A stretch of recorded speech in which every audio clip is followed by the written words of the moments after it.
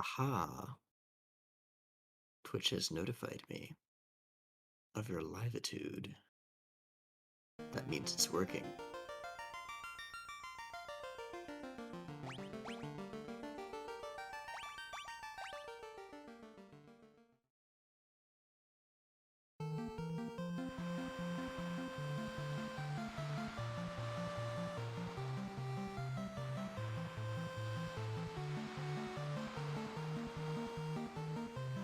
Well, good morning, good evening, good afternoon. The name's Defender, and welcome back to more Final Fantasy. Previously, we received our objective. We need to revive the crystal shards that we have. We mugged a pirate captain for his boat, defeated Garland, who threatened to knock us down. We met the dwarves, we met Matoya. We woke an elf from a deep slumber. Yeah, last time we did a lot of stuff. But we just blew open the canal. And we've got a whole lot more of the world to explore. And once again joining us, Flagninja. Hello! Good to be here. Alright, so our first destination is going to be a place called Melmond. But of course, we gotta find it first. Ooh, the double big eyes right out the gate.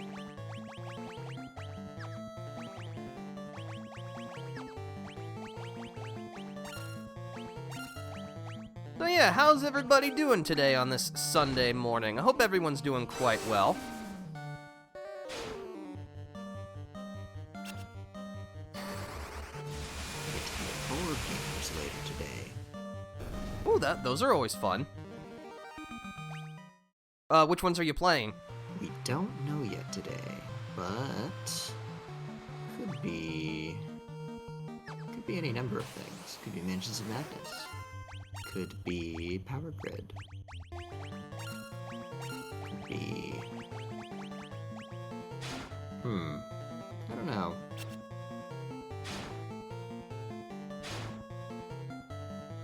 The possibilities are so wide.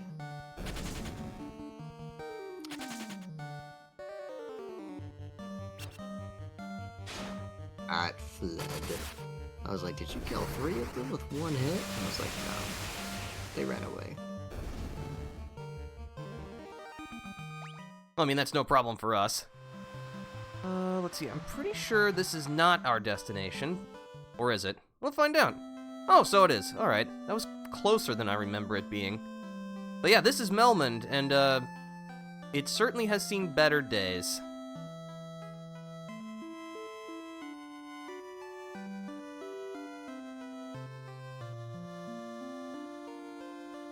The vampire attacked. So the earth is rotting and there's a vampire on the loose. Things seem pretty dire here. Unfortunately, until we can get the situation resolved, we will not have access to either the clinic or the item shop, which is, not great. Let's see. Definitely need some white magic.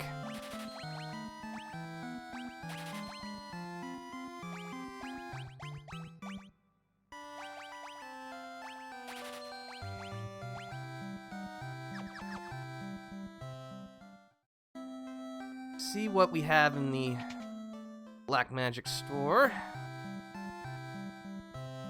Fyraga, that's gonna be very useful. Let's see. Teleport, Slowra. We definitely want Fyraga. So I know that this is probably a question I've asked before, but is there like an official declaration on how the spells with prefixes are supposed to be pronounced? Because I've always pronounced it as like Fyraga, Blizzaga, Thundaga, but I've also heard it as like Thundaga or Furaga. Personally, I think it's the second syllable emphasis, but I'm not certain. Okay. But that is how I tend to pronounce them. I don't know. Let's see, I think our equipment is all right for now. Yeah, I'd be curious to hear as well.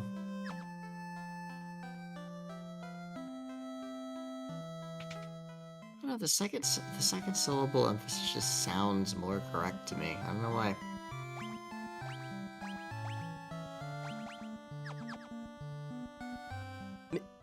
So then what would be like the second level? It would be like Fyra. Or Now this is something that I'm gonna obsess over for the time being, because it's like, have I been pronouncing it wrong this whole time? So, okay. What are the three?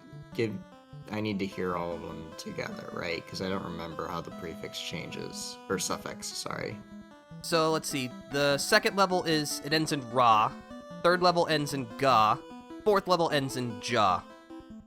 So Fire, Fyra, Fyraga, Fyraja, for example. That would be how I pronounce it. Or how I've been doing so. Fire. Fyra. Fyraga. And then Fyraja. Huh. Yeah, I guess it does change because, like, if it's just 2 syllables, it's the first syllable. But if there's 3 syllables, I want to put the stress on the middle syllable. Which is somewhat inconsistent. But it flows better.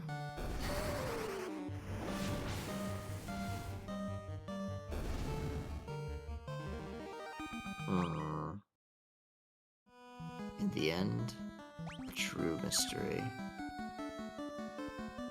Maybe it'll be the question that'll be solved in the next Final Fantasy XIV expansion. Honestly, I'm surprised that there isn't like some kind of quest surrounding something a bit more pedantic than that. I just think it would be funny. It's like a one-off thing. The only thing I can think of, I mean, they explained the difference between 1, 2, 3 and Ra, Ga, Ja in 14, and it's simply when was the spell created? When is the spellcaster from? But it does not provide a pronunciation guide.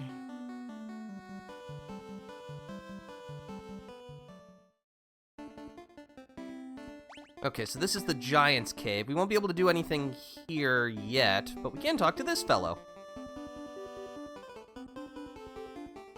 Oh.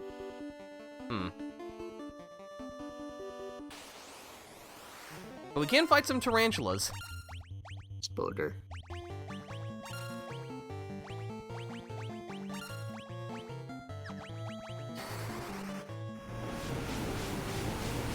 But yeah, I just want to kind of look around for a bit, because I will admit, I have only actually played through this version of Final Fantasy once before, so still trying to... I have a decent idea of where everything is, but not entirely, so I'm still just trying to find like all the locations around here that we're looking for. Then once we know where we need to go, we'll go back up, patch ourselves up, buy what we need, and then we'll be on our merry way.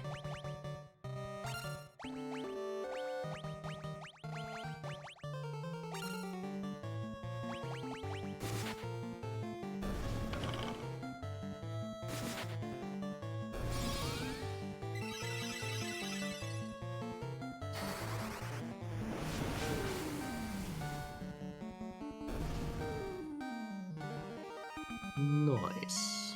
Alright, a level up. Well, that one's alright. It's alright. Again, low HP for the Black Mage, but what else is new?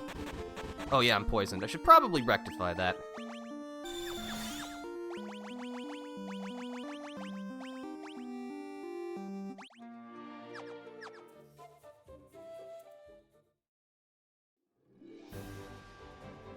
Let's see, I'm pretty sure where we actually need to go is down here. Oh boy, more shadows. But thankfully we have Fyra, which solves that problem. Should be alright.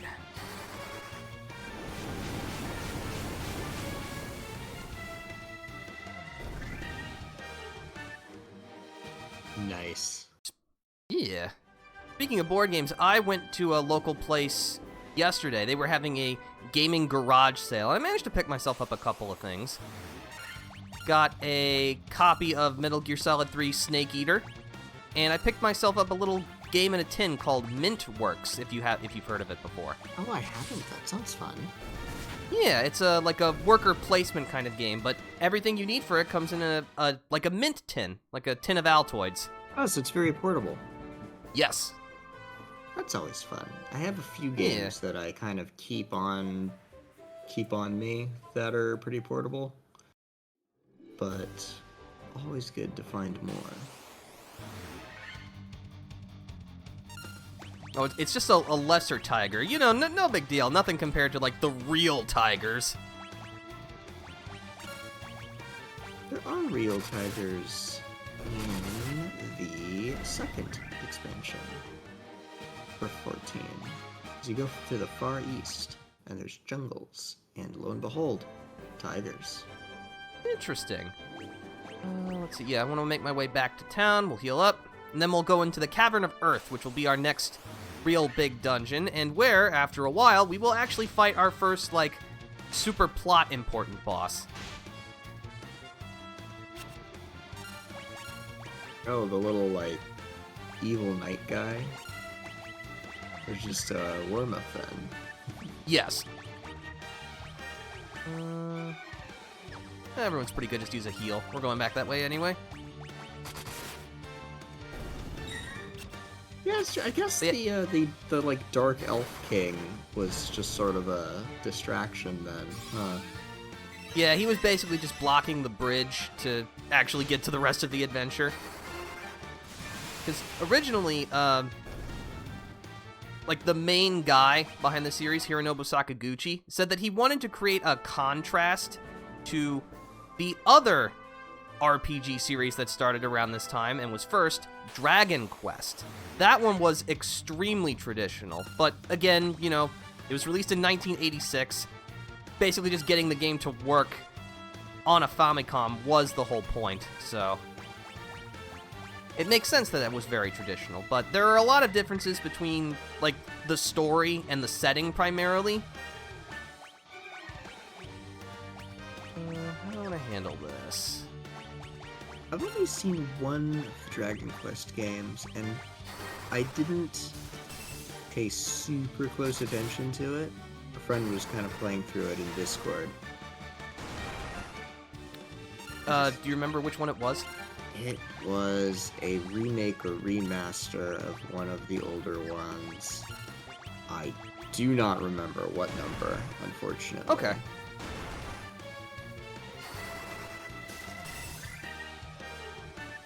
But yeah, I loves me some Dragon Quest 2. I think really what I've learned is that RPGs are just my favorite genre of video game. They're very good. They're a great storytelling medium.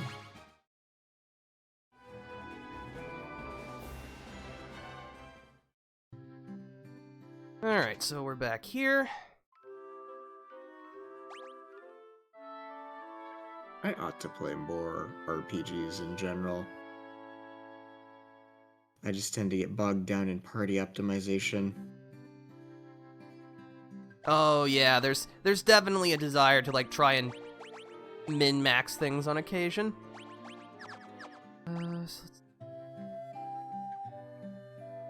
Yeah, there's just straight up not even an item shop here, which is unfortunate, but I think we're pretty well prepped. I don't think I have enough gil to actually purchase any new magic, or even really any good new weapons, which is a little unfortunate, but we'll survive.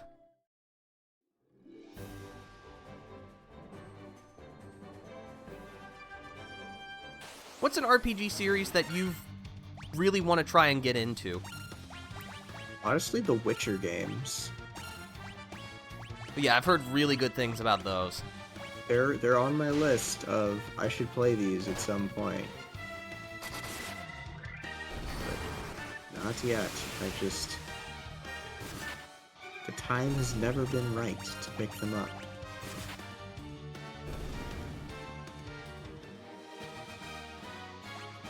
Oh, I found an X potion.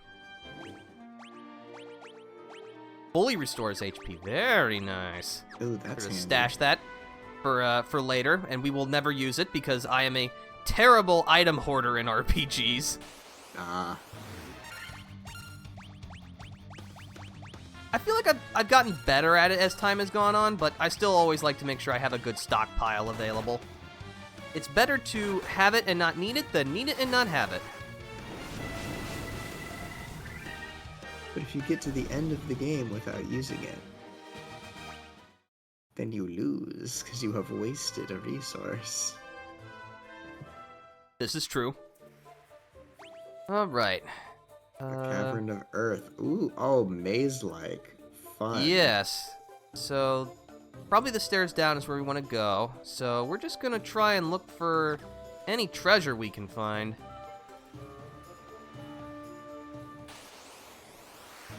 Oh, it's those mummies again. Well, at least we know that they're weak to fire, so that's always good.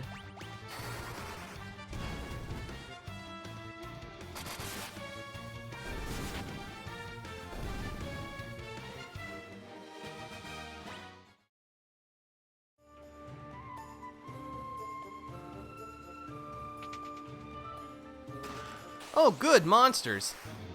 Oh, Earth Elemental. All right. Funky.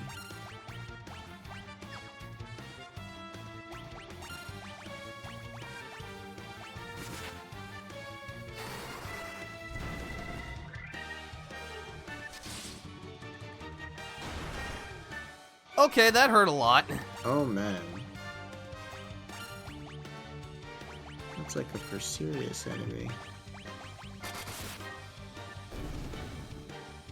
Thankfully, they're not terribly sturdy. They give good experience, though. 1975 Gil. Ooh. Always appreciated. We're definitely going to make sure that you're not about to keel over.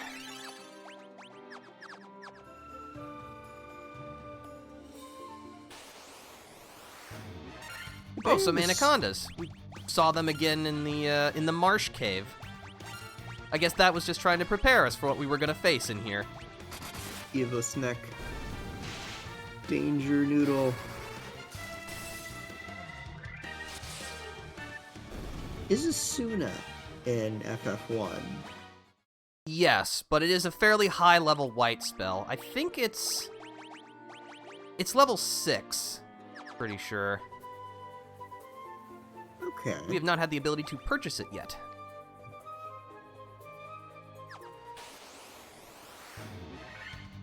That's like a staple of the healer kit in 14, is you get that pretty early on, and then any kind of status debuff. Well, it's your job as the healer to deal with it. That said, not everything is cleansable with Asuna.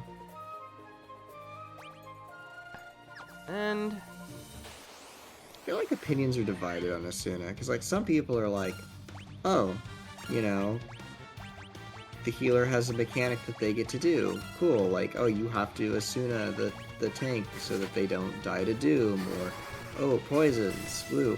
And then some people are like, Asuna is useless, you know, statuses don't do much unless they're like a permanent, oh, you're going to die mechanic, in which case, it's just, you're making the healer lose damage for no reason.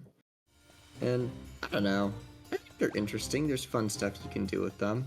In the harder fights, there have been moments where the healers have to time your Asuna very tightly, because it's like, the boss will very rapidly, like, put a vulnerability on the tank, and then immediately follow it up with just, like, a crushing blow. And so, unless that vulnerability gets rid of, you turn into paste. As the tank, I have been turned into a fine red mist several times because the healer was not paying attention. that's always fun. It is. It's all in good fun. But the group I tend to run hard content with refers to it as Will I Blend? That's good, I like that. Usually the answer is no, but sometimes I blend, and it's very funny. And then I do way less damage for the next 2 minutes, because that's what happens when you get revived. Oh, there's a penalty to reviving. Yeah, so and I love this approach to hard content, right?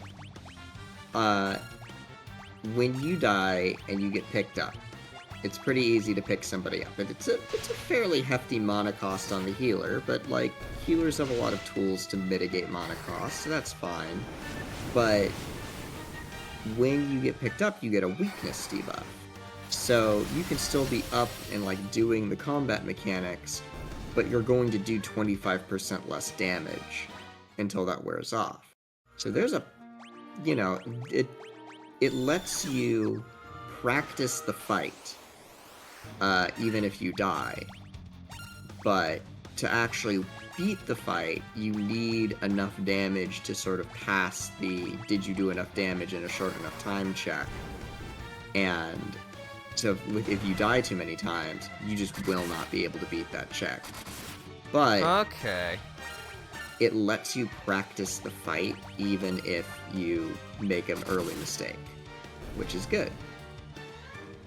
So it encourages improving your skills at the fight, and it encourages learning and understanding without, like, making death a slap on the wrist. You know, there's a consequence to it. I don't mean like your gear breaks and stuff, but that's honestly fairly minor. Especially if Good morning, Booble. We're glad to have you here. Hope your Sunday's going well. Booble. We're just, we're talking Final Fantasy XIV currently. Yeah. Let's go with this. Anybody who crafts, death doesn't cause long-term problems because you can repair your own gear. And since they added the ability to repair other people's gear, it means that as long as one person in the group crafts, which given that a group is usually 8 people, somebody's gonna be able to do it. Yeah, odds are in your favor for that. Well, there's a lot of treasure in this place. Ooh.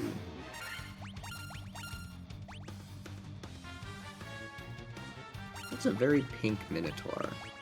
It is. Kind of reminds me of the, like the pinky demons in Doom. Yeah, it does.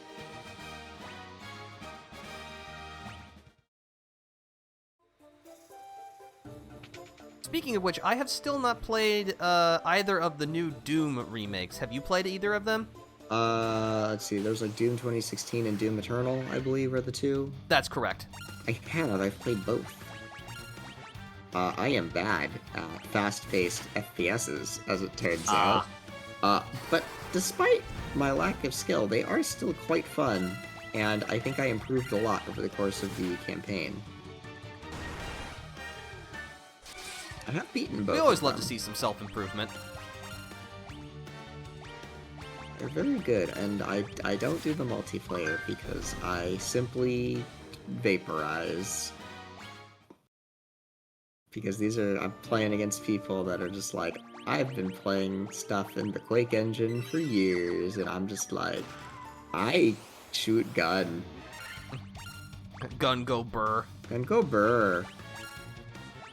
But the trick is the movement. Like, it is so much about the movement.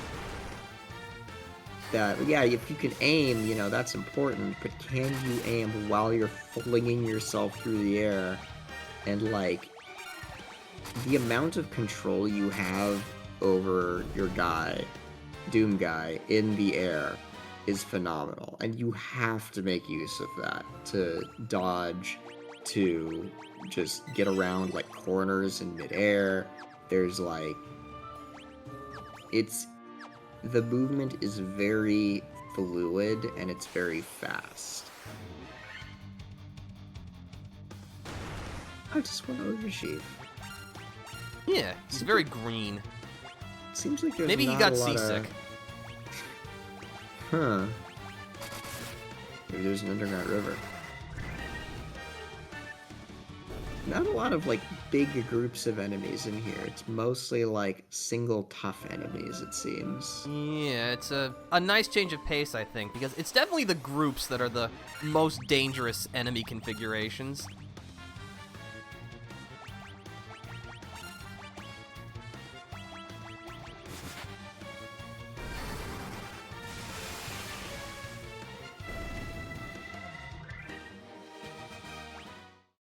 Clean those spiders out quick.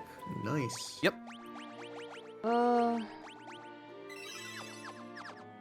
Let's see. Like that's pretty much it for this floor. In the sake of... We're gonna go this slow and steady, because, again, since this is the beginning of the series, we don't really have any of the kind of recovery options, because I don't think... Actually, no, we have tents. We should. They wouldn't have the first Final Fantasy without tents. I think...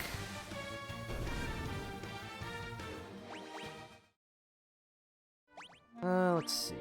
Yes, we have tents and cottages. Yeah, let's do that. We'll just heal up and then we'll go back in. So you can use those in the overworld, but not while you are actually in the dungeon, correct? That is correct. Okay. Yeah, it can only be used in the field. It's very fancy looking. It looks like a biodome or something. All right.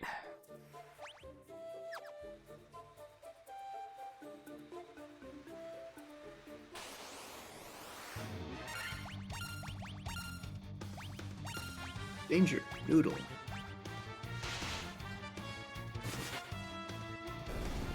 Get that danger noodle out of here.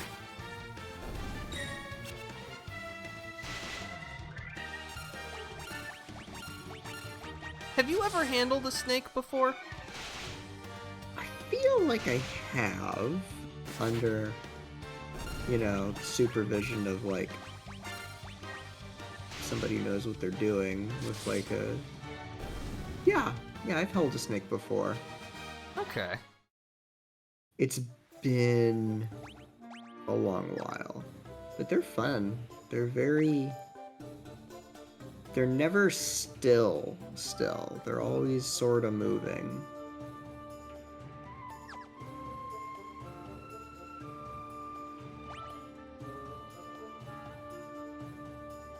Go over to all the way to the right, then like all the way down. All right. Oh yeah, you can see the doors and the walls. Got ourselves a hill Gygus. Ooh. Unfortunately, I do know that there is like no scan ability in this the original Final Fantasy, so there's no ability to determine like elemental weaknesses. It's always a bummer. Try it and see. That's just a dead end.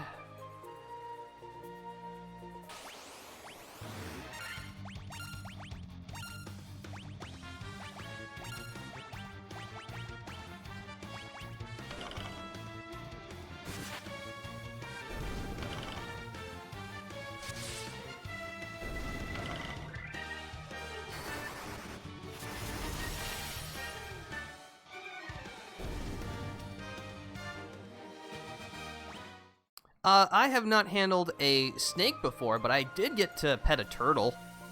Ooh, turtles are fun. Yeah. Oh, we got some trolls. So if I remember my Dungeons and Dragons, trolls hate fire, so this should probably be good.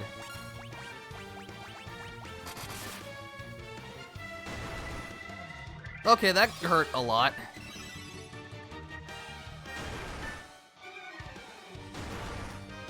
Oh, he's dead. Uh-oh.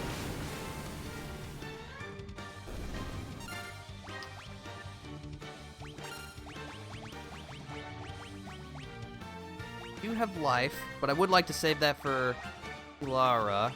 have... Oh, we have no Phoenix Downs. Well, Life it is. life it is.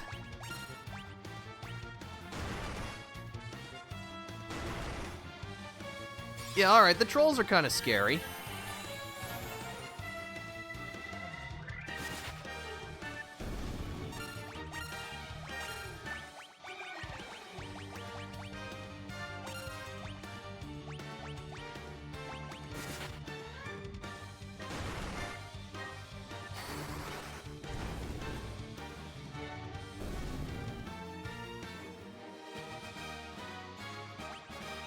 I found a knife. Oh boy! What have you got there? A knife!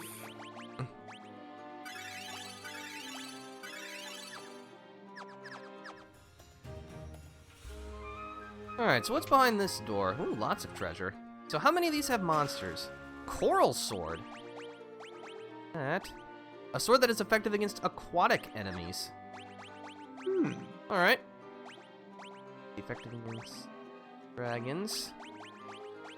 Spellcasters, and we have beasts. A tent. 330 gil. No monster boxes. Not this time.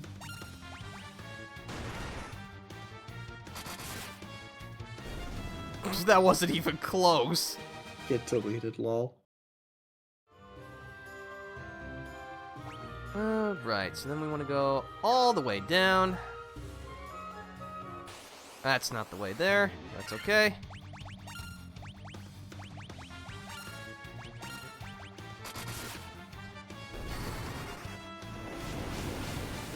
I only got a brief glimpse of it, but I like the way that the coral sword looks.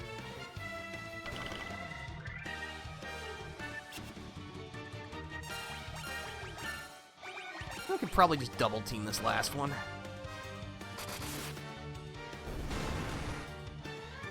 Or you can just finish it off yourself.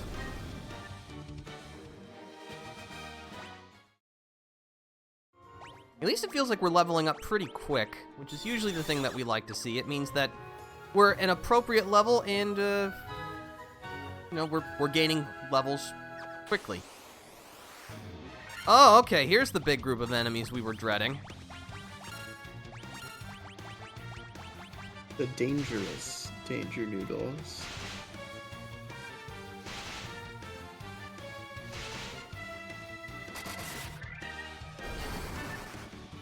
Something I found out the other day.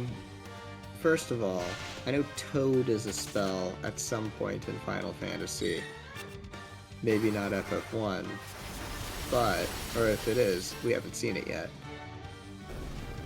But there are snake enemies in a zone called Palace of the Dead, which there's also a way for you to get turned into a toad, and if you are toaded and a snake attacks you, they can cast Devour and instantly kill you because they eat the toad. How thematically appropriate. It's a very rare interaction, but one worth noting because it will simply kill you.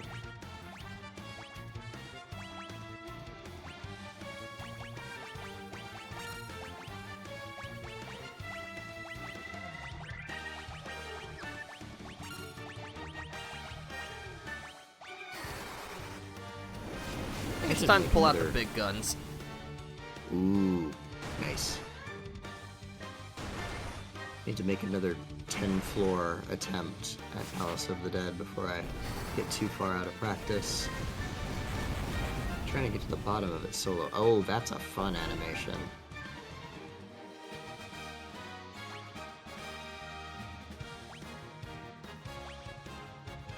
Ooh, look at that HP. That's what we like to see.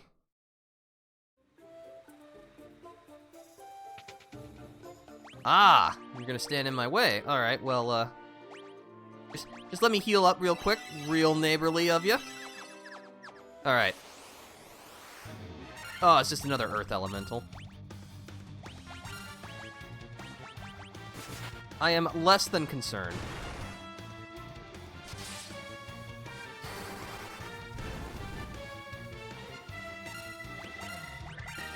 So what was it about the Palace of the Dead that you need to practice? just the whole thing? It's the later floors that I need to practice, but my goal is to beat all 200 floors as a solo player. Now it is balanced around 4 players, but possible as a solo player. And so you have to use a lot of very specific strategies as a solo player. And, like, I should clarify, I've never beaten the whole 200 floors, even with a group. So I am a little bit jumping in the deep end here. This is my 3rd run at it. The first 2 runs I died in, like, the 30s and 40s floor. I think, let's see, I died on floor 30, and I died on floor 30, I don't remember, but it was low because I did not respect early game mechanics that I should have, or I didn't grind enough levels early, because it has sort of an independent level scaling thing.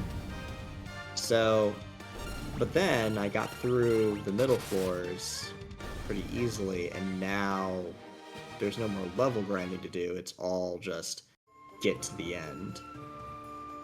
So I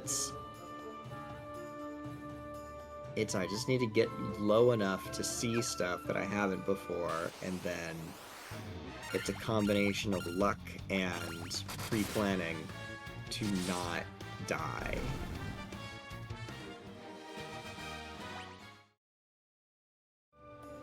It's just the deeper you get, the harder enemies hit.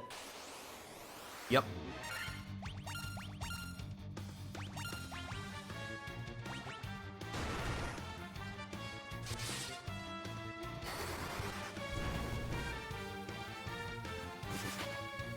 I have a guide. It's fine. And I'm playing what is arguably the best class to attempt it as, so... And which class is that? Machinist. You get a gun. Okay. And while you are not quite as survivable, you can kite enemies, so they don't necessarily ever get the chance to hit you. You have high burst damage, and you have an interrupt, which is useful for a number of enemies. So it's the best choice because you could play a tank for more survivability, but then you run into problems with the timer because you have an hour per 10 floors. Oh, okay. And Also, hello, Sabarin. We're glad to have you here. Hope your Sunday morning's going well. We are doing great. Found a sleeping bag. It seems a little weird to find a sleeping bag here, but hey, you know, don't look a gift horse in the mouth. Oh.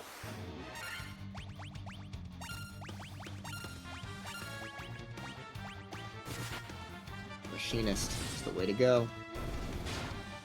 Kite and murder. And then you just have to not get hit by too many things at once. You're fine. Not so well, but I'm great. Well, could be worse. Glad that you're doing well. Or well enough, I guess. Hopefully your Sunday only improves.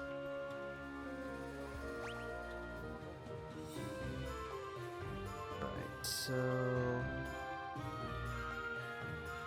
I think that center door right there, that's the one that we need. Of course, there's all this other cave to go through. Oh, ochre jelly.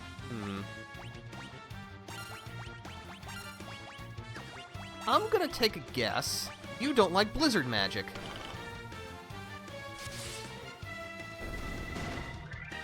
You broke your clavicle? That's not good. Ooh.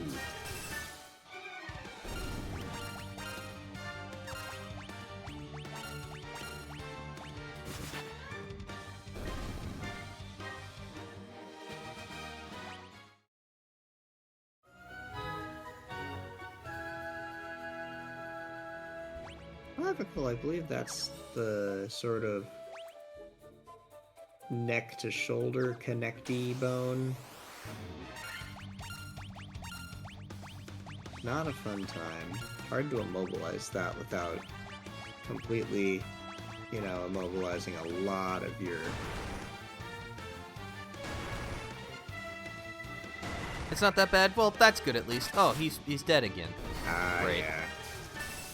Just can't do much.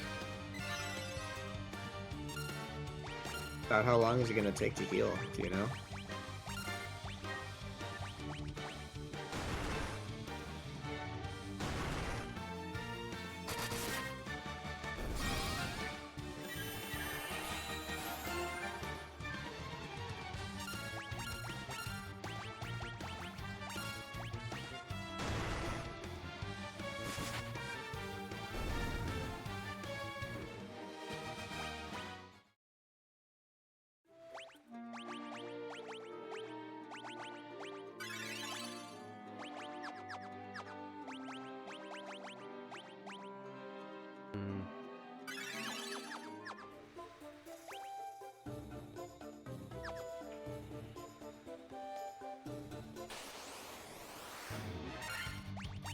Oh boy, more mummies. Any more fire up, but we still have fire.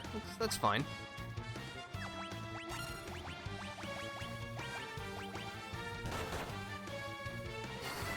Three to 4 weeks to heal.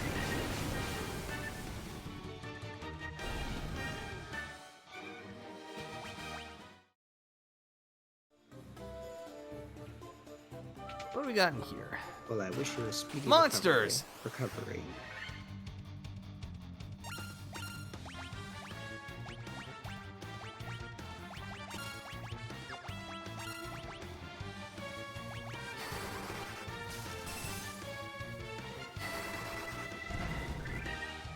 To completely heal at 6 weeks, that sucks, but fortunately, sounds like just a lot of rest and relaxation is what is required.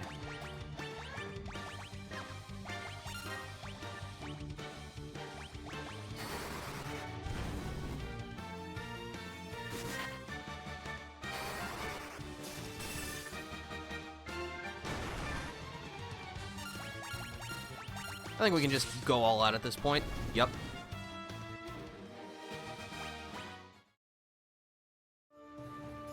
Need a gold needle. That'll come in handy for later.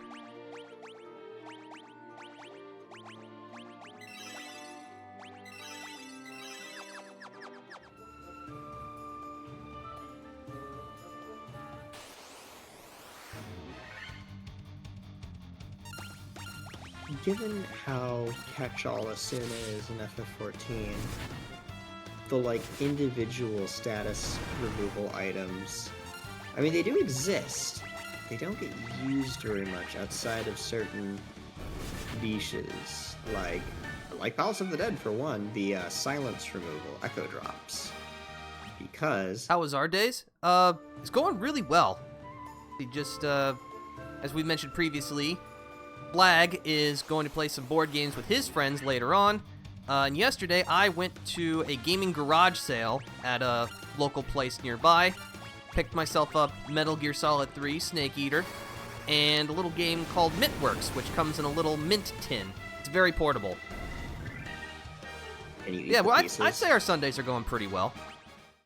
You should be able to eat the pieces, I think. I mean, technically you can, but, like, do you really want to? If they're minty. Oh, hello! Oh, that's a spicy group. Yeah, I don't like this.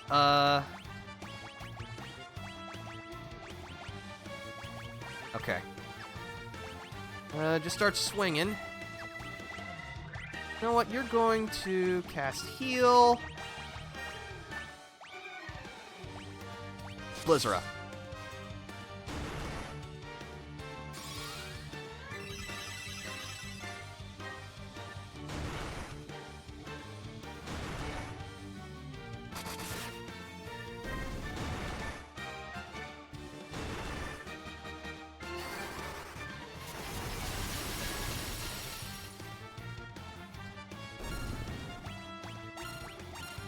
Okay, I think we can finish off the rest with just good old brute force. 1, 2, a 3.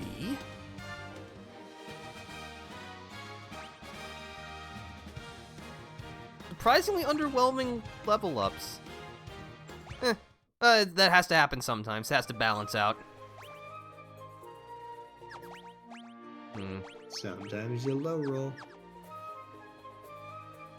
But I wonder if a task could do RNG manipulation to only get good level ups. It would not surprise me, because I know specifically for speedrunning RPGs, there is a lot of RNG manipulation.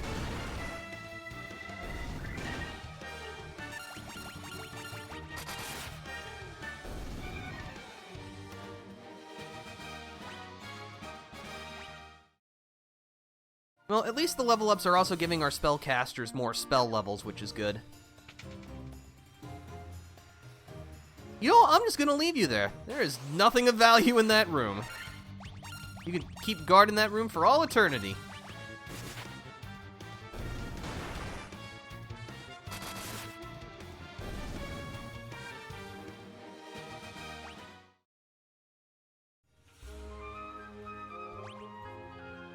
There.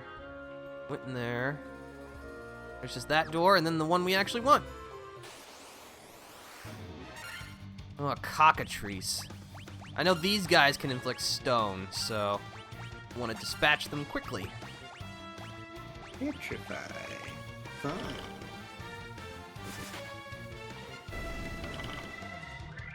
I do think they have to actually use a skill to do that. It's not just a random on-hit effect, thankfully. They're also not very sturdy.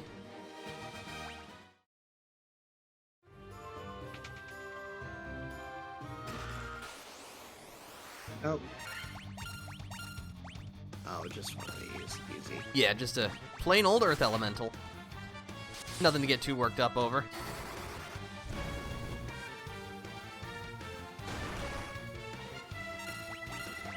But yeah, for those who have not seen this series yet, Flagninja is very experienced in the world of Final Fantasy XIV, but he has not played any of the other mainline Final Fantasy games. So I thought it would be fun to just kind of bring him along and show him the origins of the things in the series that he loves so much. It's and also quite it is. I'm also learning a lot about Final Fantasy XIV, so it's I learn from him, he learns from me. And everyone improves, because we all love that self-improvement. The more you know.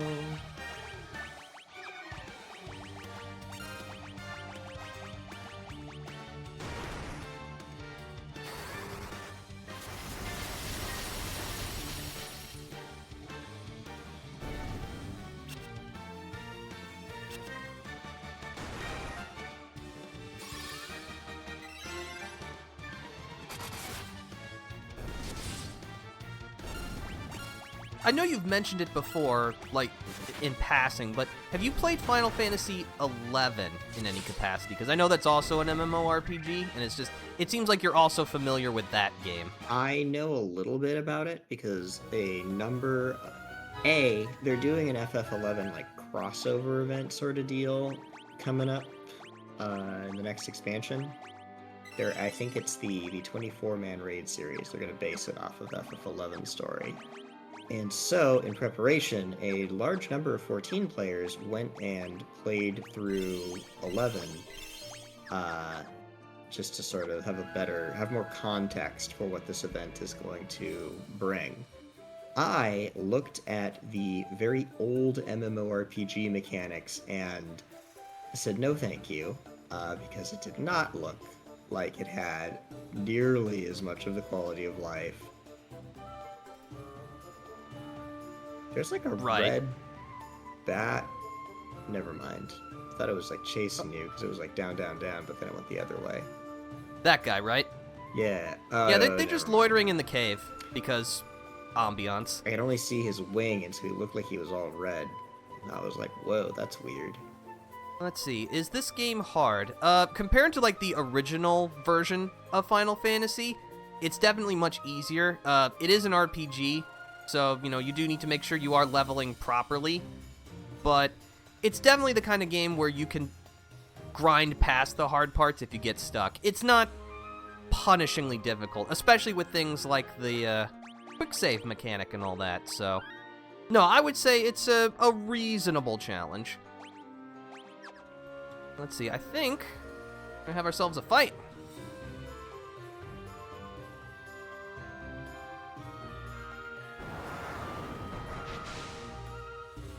Oop, vampire. Oh yeah, we'll just see about that. Alright, we got a vampire. Thankfully, because they are undead, they are weak to fire, which we still have a couple spells available to us. Actually, we only have one, but that should be enough.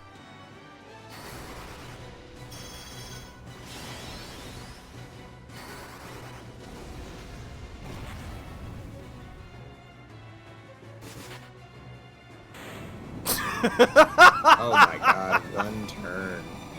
Easy peasy.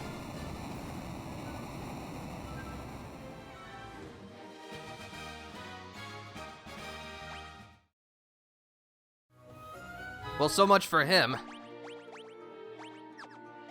Let's see, we got some... Actually, you still have Kiraga.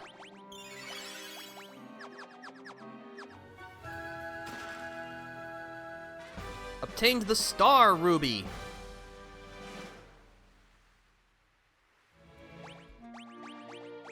What? An does the enormous Star red Ruby jewel. do? We will need that very soon. Hmm. So, actually, if we go here, stone slab is set in the floor. An evil force seems to emanate from within. We actually cannot do anything about this, so we will have to leave and then come back with the thing that we need in order to actually finish this place. And of course, we don't have the exit spell yet, and I don't think we have any items that can get us out of here. Thankfully, with the ability to disable encounters, we can simply just sprint our way out, but, yeah. Apparently there are no escape ropes in this universe.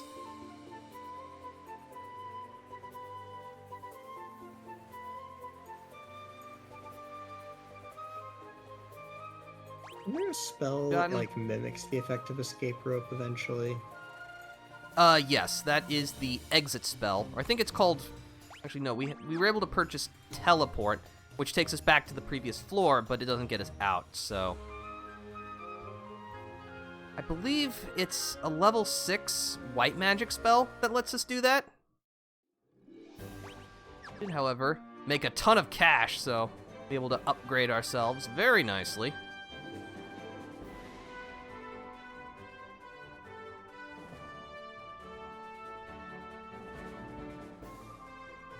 You're 3 mages, you need so much money.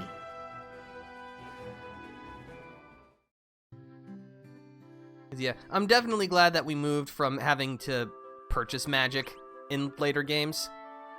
Though, weirdly, that is going to be something that's going to stick around for a little bit longer. Longer than one might suspect.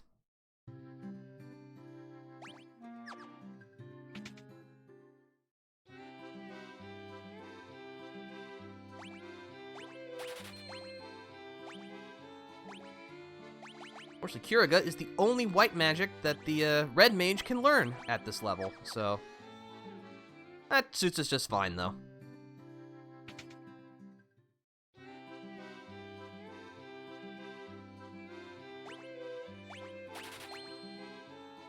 Scourge, teleport, Laura, that might be okay. Yeah.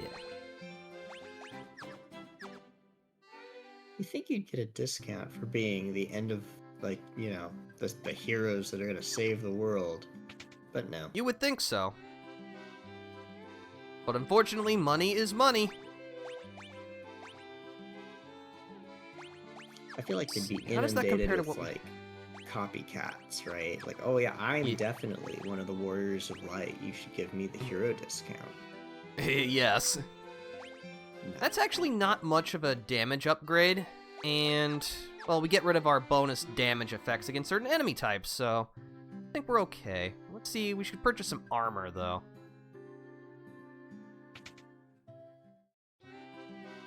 Morning, D. Morning, Flag. Good morning, Snyder Man. We're glad to have you here. Hope your Sunday's going well.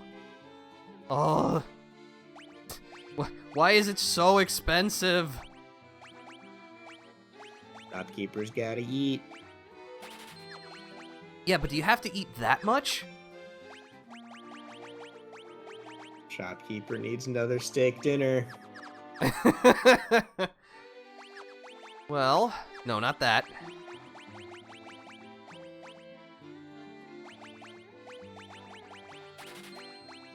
Maybe we can, work our way towards it?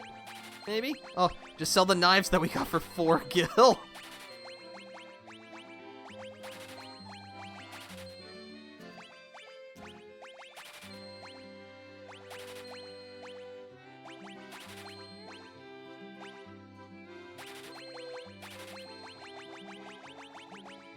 Fortunately, that's all the things that I am comfortable selling.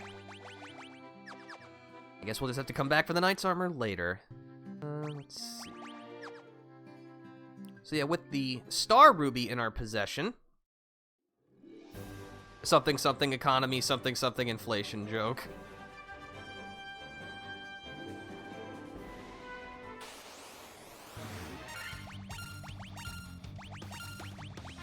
We'll just be able to melee our way through this mess. Just bomb. Oh yeah. Of course, our fighter got paralyzed. Very cool.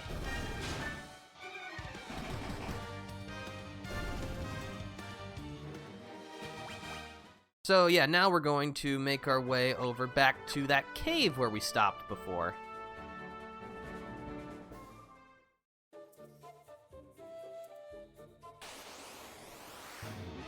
Encounter some more lesser tigers.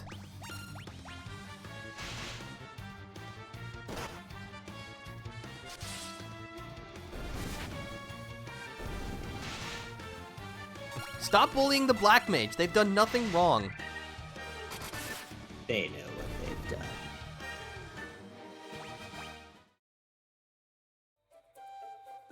Hello, sir. I have brought you a snack.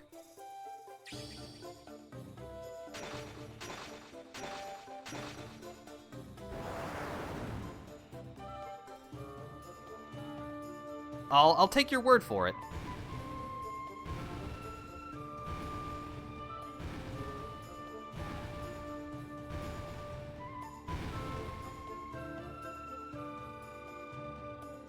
All right, well, we can now proceed.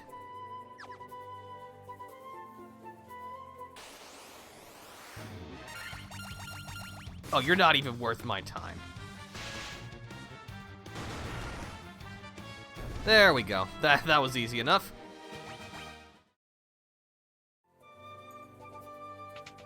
Ooh.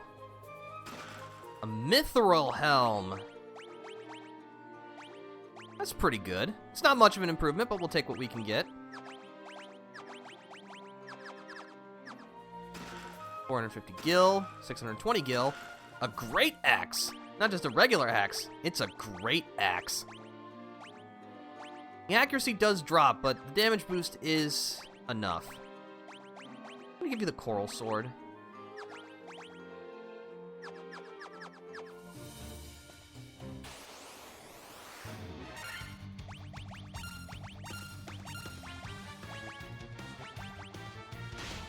I mean, that is a lot of enemies, but these are the warg wolves that we fought time and time again, so I am not concerned.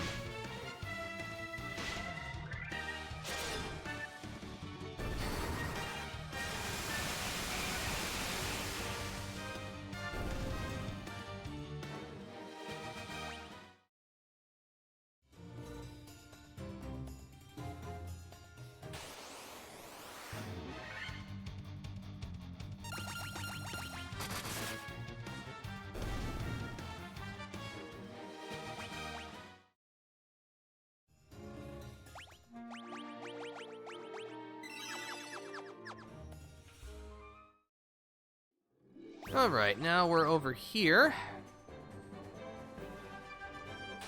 Only really one place to go.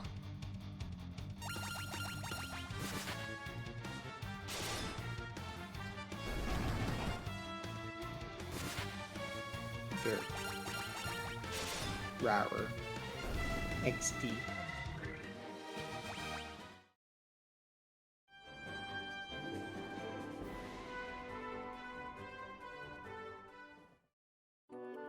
The Sage's Cave. Alright.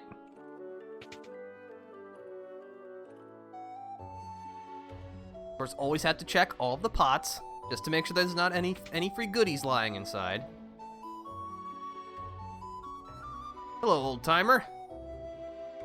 Sada. Huh.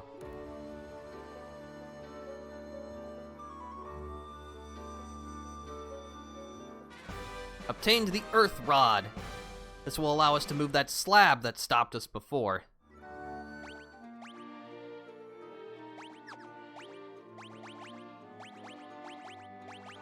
A rod imbued with the power of Earth/nature.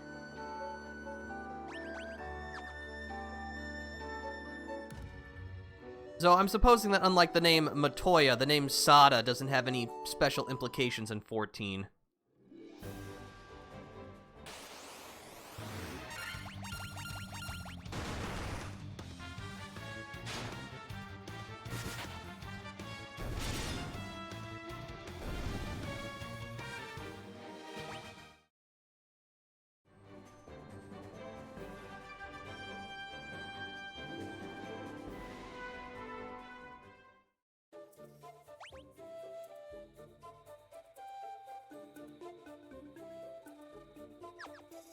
Sorry, I just had to double check something. Thought we were having technical issues, but if we are, I do not notice them. Or I haven't seen them manifest themselves yet.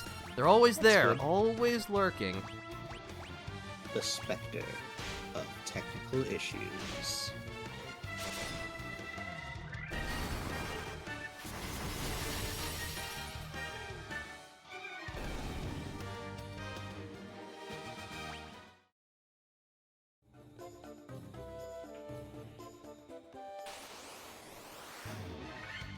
I'm just trying to get out at this point, right? Going back to the Yes. entrance. Okay. Yep, we need to go back to the cave, and we'll crack open that slab with the Earth Rod, and we'll reveal all the wonders that await us there.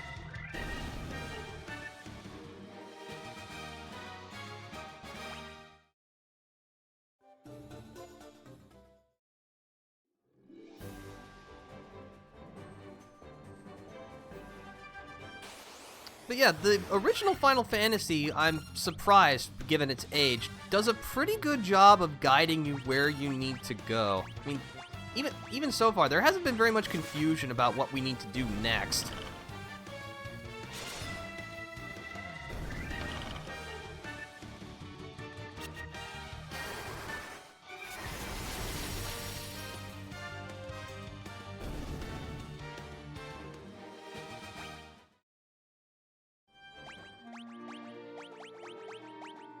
I'm running a little low on antidotes, but not too worried currently. Let's see, you know what? We've got one, it just partially restores the party's HP, so we'll just use a sleeping bag. Even though it looks more like a sarcophagus.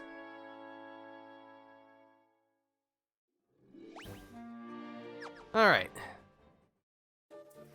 Just for the sake of keeping things moving along quickly and also not depleting all of our resources, I am going to disable the encounters until we get to the place where we were stopped before. Because I think we've shown pretty well that we can handle the enemies in this place.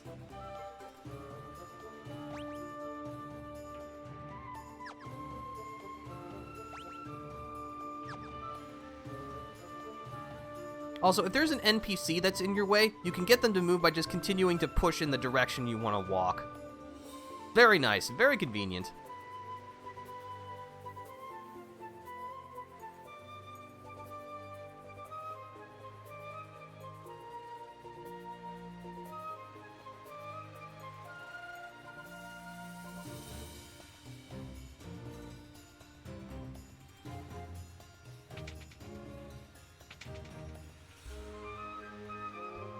Alright.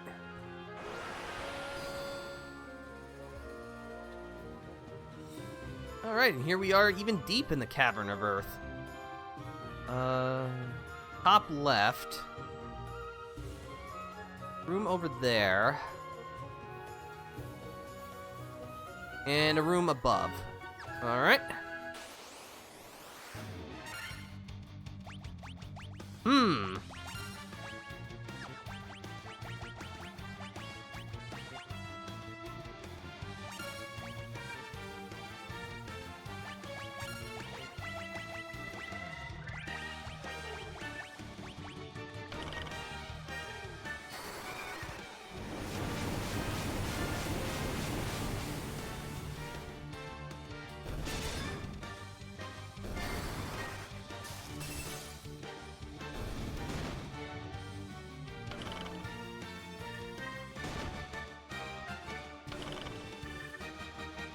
Fighter's taking all the hits, but again, you know, that's what they're really good at.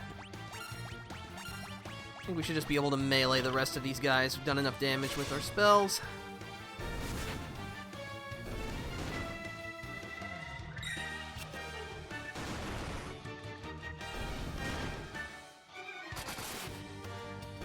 Actually, you know what? We can just auto-battle from here.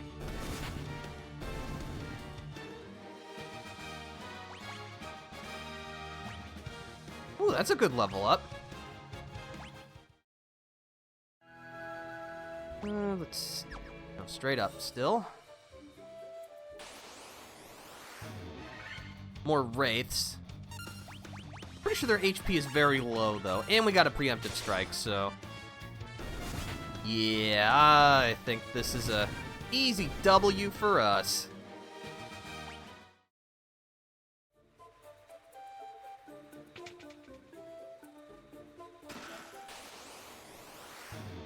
A Sphinx?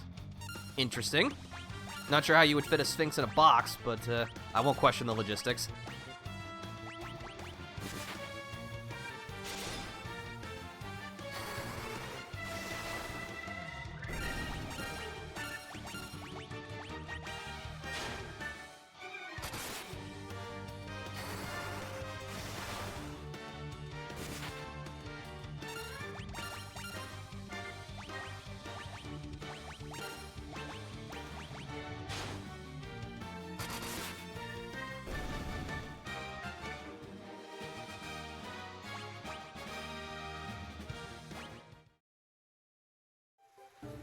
I got some money. We always like to see it. We need all the cash we can get. Oh boy, more monsters and more sphinxes. I hope this isn't a situation where literally every box has an enemy in it. I mean, I'm gonna open them either way, but you know, that's just rude and inconsiderate. It's like, how are you gonna leave a treasure chest sitting right there and not expect me to open it?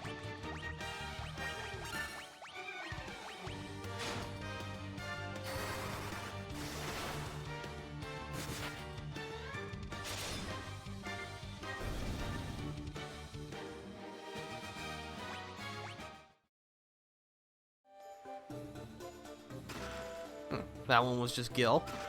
This one's more monsters. Uh-oh. Oh, that's not too scary. But we have an ogre mage. That could be a problem.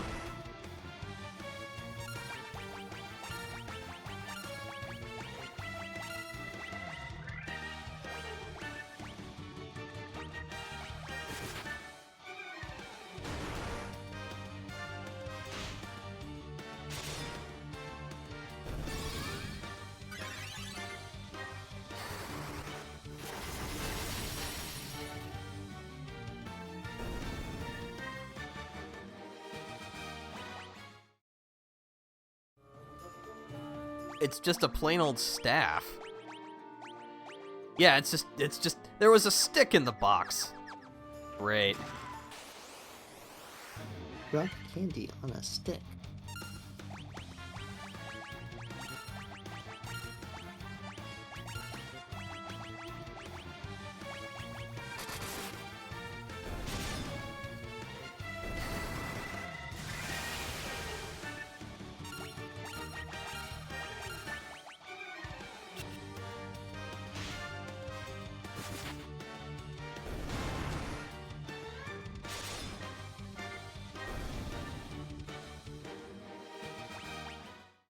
And in this one, 3,400 gil.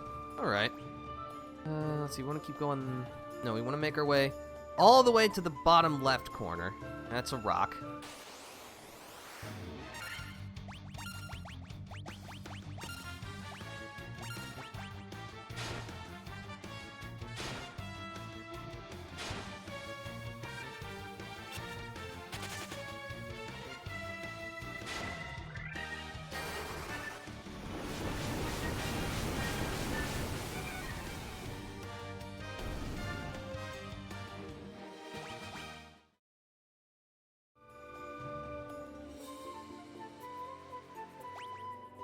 But yeah, as you've probably seen, the dungeons are not really anything that spectacular. Again, first game in the series, kind of what you expect, but the complexity and puzzles would all come much, much later.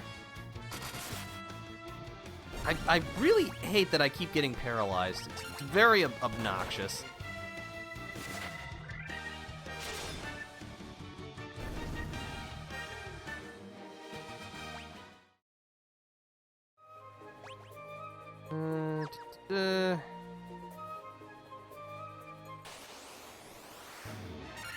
More Pisca demons.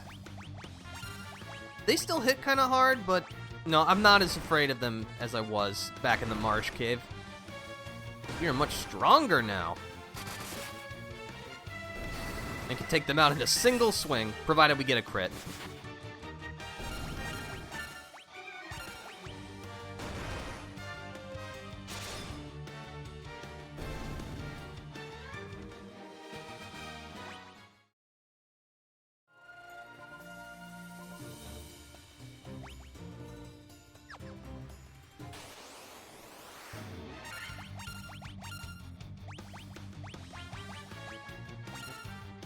Actually, you know what? No. Kira. And...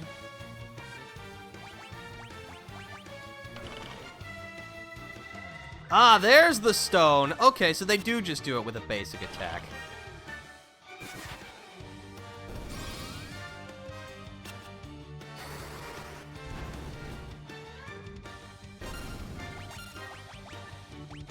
Thankfully, that's what these are for.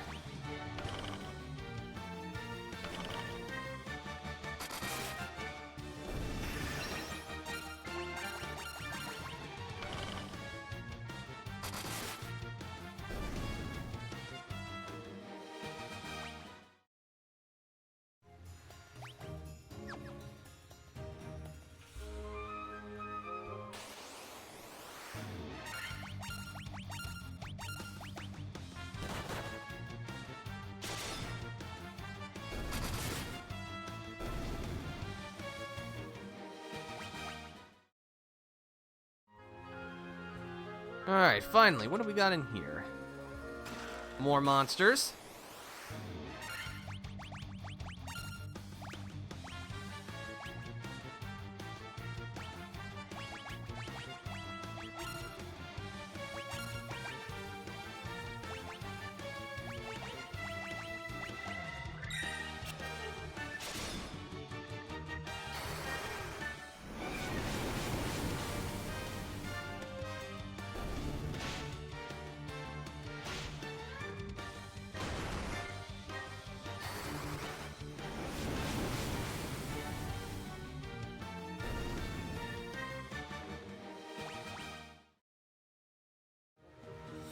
Got some money. Let's see. No, we can just use a plain old cure. That's good enough. The fighter could use a cura. More monsters. How long do you think these monsters have been waiting in this box?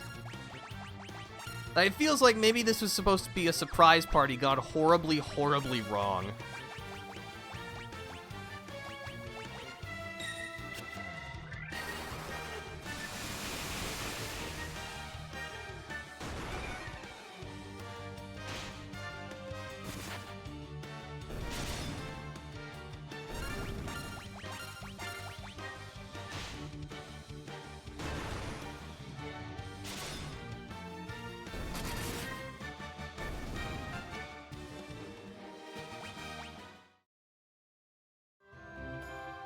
Mithril shield. Alright, okay. Hey, that's pretty good. Fortunately, no one else can equip a shield, so bummer. And of course, the third box also has monsters with the exact same configuration. Look, you guys in the box, you saw what happened to the last however many teams tried this. Do you really think this is going to go any differently for you?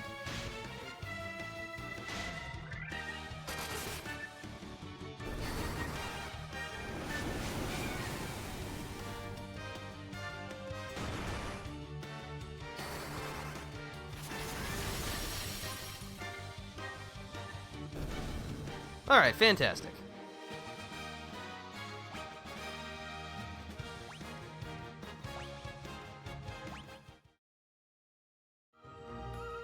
I got a tent. Okay. Man, we have gained, like, since starting this place, 6 levels. I'd love to see it.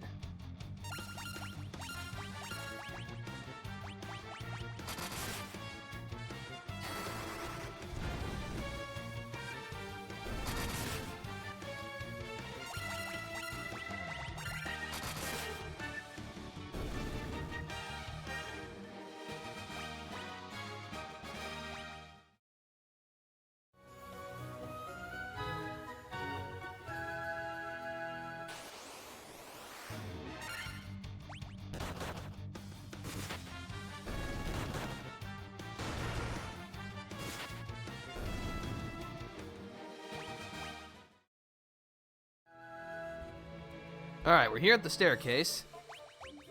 And that was it. That was all the treasure. So now we just need to make our way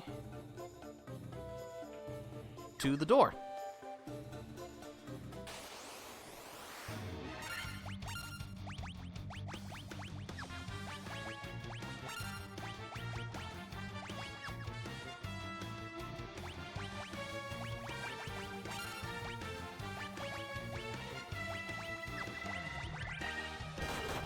This should be fine.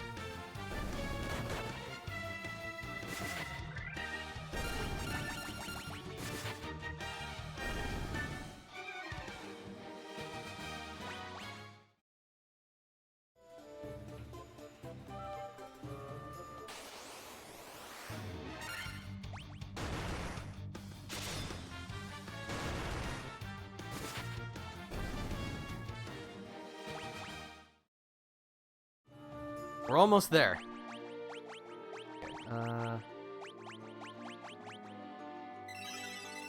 That's fine.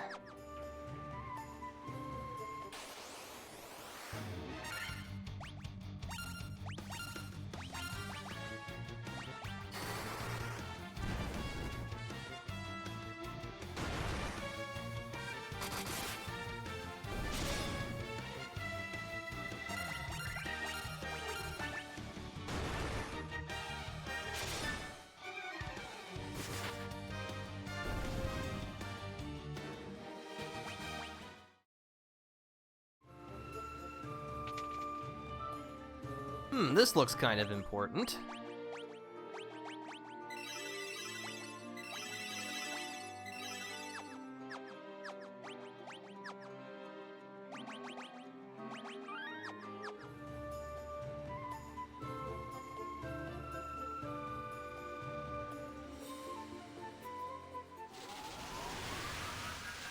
Ooh.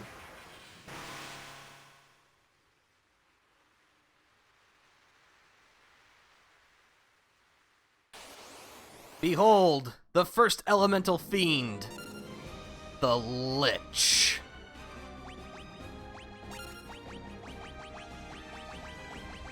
Alright, so first, gonna buff the fighter.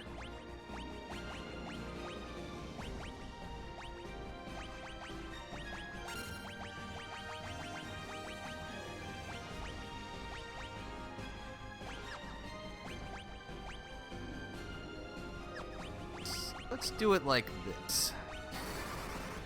Because once we get the fighter and red mage buffed up, they're just gonna start swinging.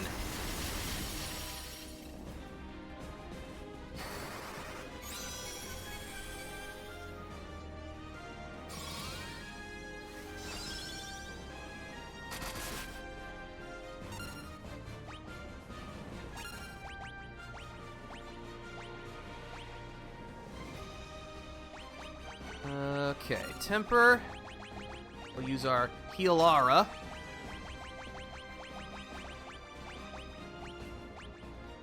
And you get temper too. Now, this is going to be very important whether or not we can heal first. Alright, we can. Very good.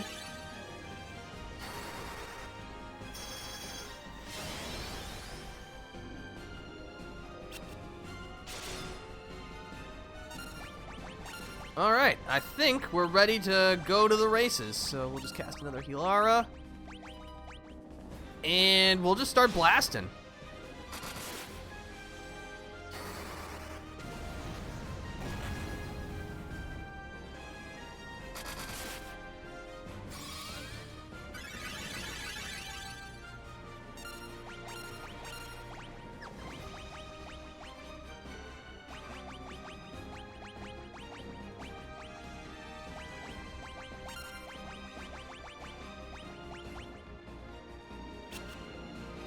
Nice try, nerd.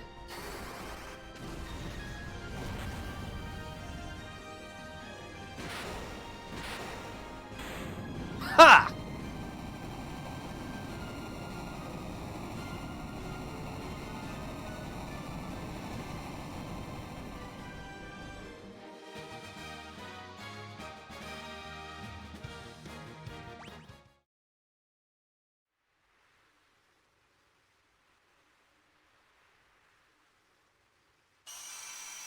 And with our victory over the Lich,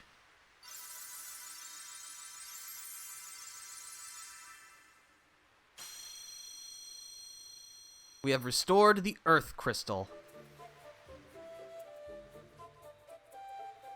And we've also powered up the shard in our possession. Thankfully, the was courteous enough to give us a teleporter out of this place, so we're out of here.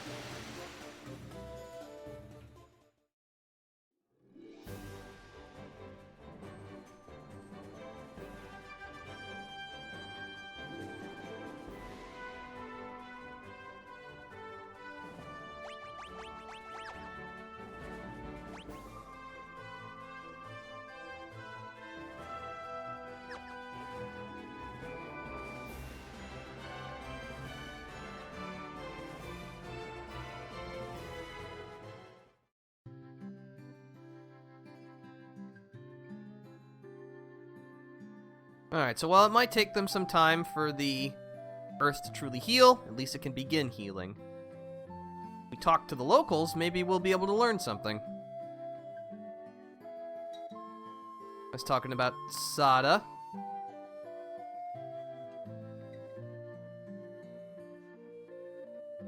Ancients possess something with the power to make ships float in the sky. The Northland. Alright, well, seems like it's as good a place as any to continue our journey.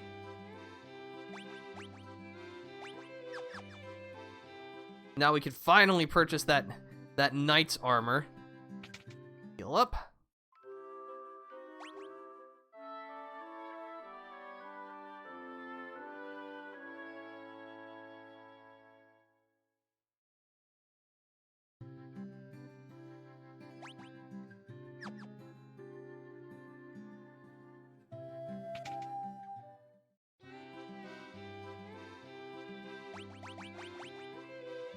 Goodbye, my money. It was nice knowing you. But I mean, that's a considerable defense boost, so we'll take it. We'll sell off any of the junk we've got.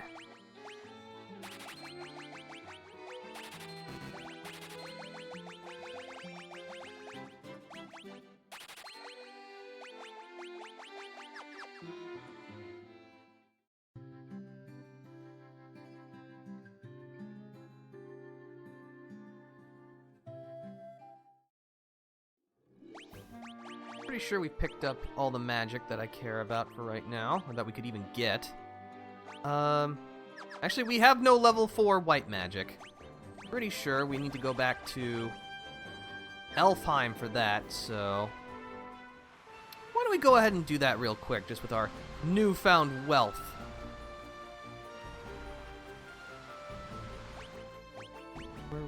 Oh, we have to go back through the canal. We do not have access to that entrance just yet.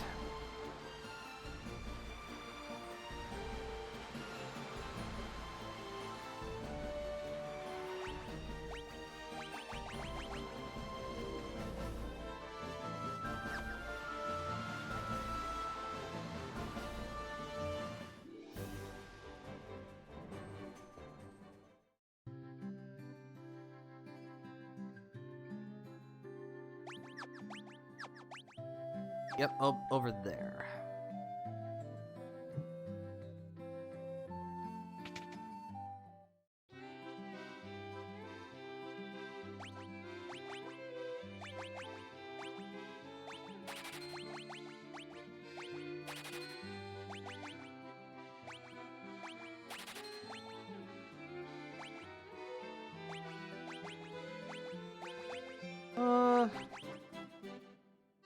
No, fine, we'll take it. Alright, I'm feeling more magically adept already.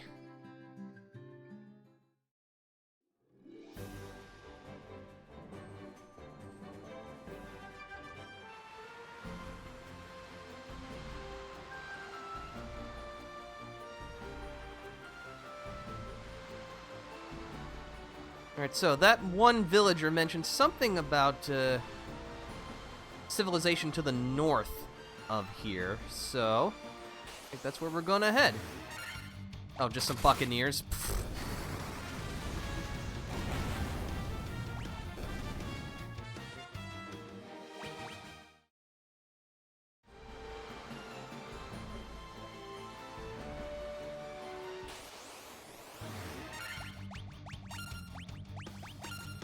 Honestly, at this point, we could probably just auto-attack melee everything. They're just gonna deal so little damage, and they have so little health at this point. Yeet.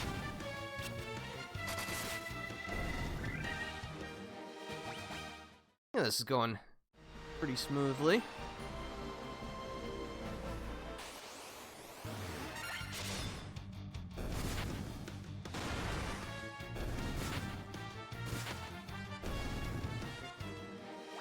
But yeah, we're basically in like the...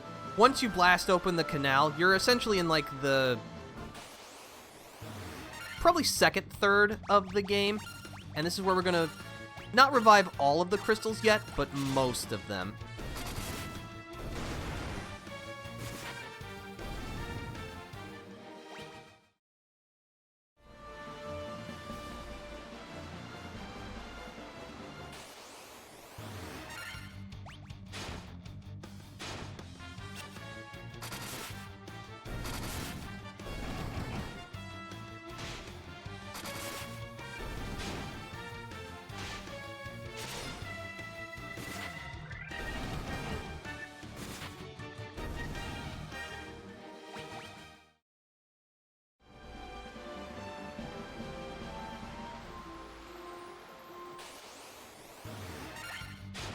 Let's see, we're pretty close to where we need to be. We want to look for a port, and then we're going to start walking around.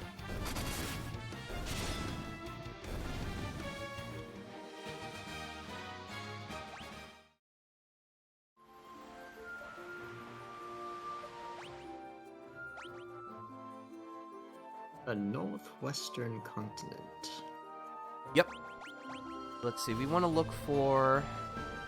Actually, I think it's on the other side. Because, yeah, if you might notice, like, on the world map right where we are, the area is kind of shaped like a crescent moon. We call this place Crescent Lake. Could be... No, not here. I appear to have been mistaken. Or is this little area? No. If we keep sailing long enough, eventually we'll find a place where we can dock.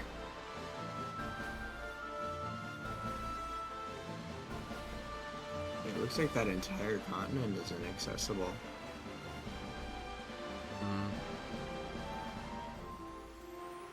There's a hole. Down. Oh, the dock, though. And we've looped around. Okay, so this is... Actually, it might involve doing this. So the map actually wraps around on itself. Once we pass through the left all the way, whoop, we're out on the right side. That's handy. Yeah.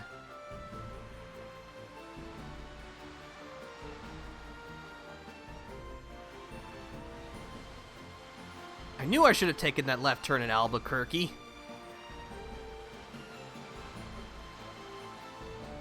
As I've mentioned previously, I have only played this game through once, so, you know, I'm still learning just along with everybody else. I'm pretty sure we're way off course now. Don't even think I can get there. Well, maybe.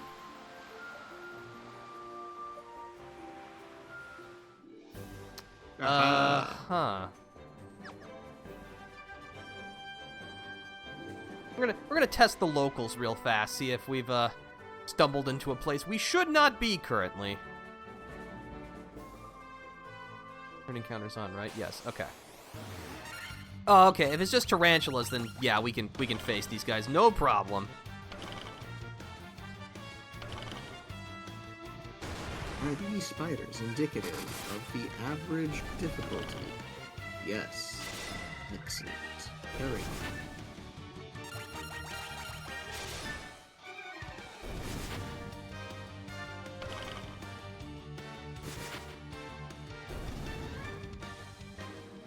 I mean, hey, even if we don't find the place where we're actually supposed to be, you know, we'll have those locations marked on our map so we can find them later.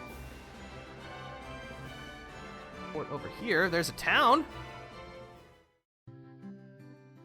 Oh, we're back at Provoca. Okay, all right.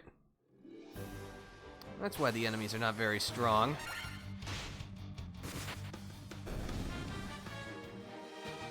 Giant spiders, did we land in Australia? I mean, we are in, like, the southern-ish area, so I guess it checks out.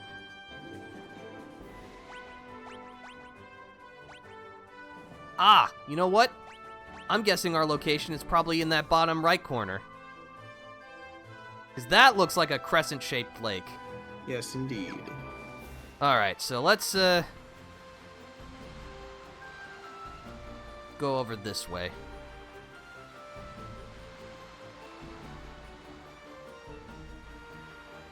The top left looks kind of like a dragon, a little bit. It kind of does. Let's see here.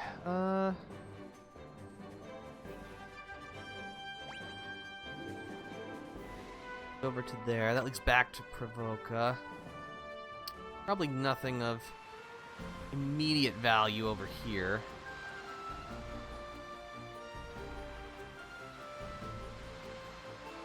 Alright, this looks like our stop. Yeah, this looks more appropriate. Ooh, scorpions. Thankfully, we've gotten both of our white magic users the Poisona magic, so we'll be able to cure any poison we might get.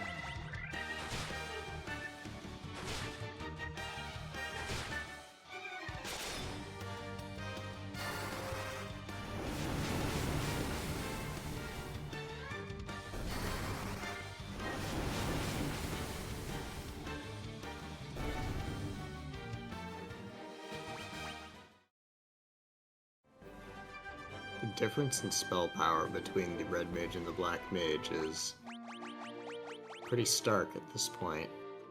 Yep, and we can tell that by the difference in the intellect stat. So, red mage, 17, not bad.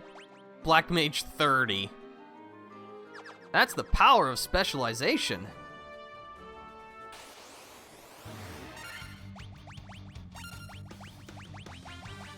I mean, the Red Mage's value comes from the ability to wield similar equipment to the fighter and be able to cast both white and black magic, so it makes sense. Jack of all trades, master of none.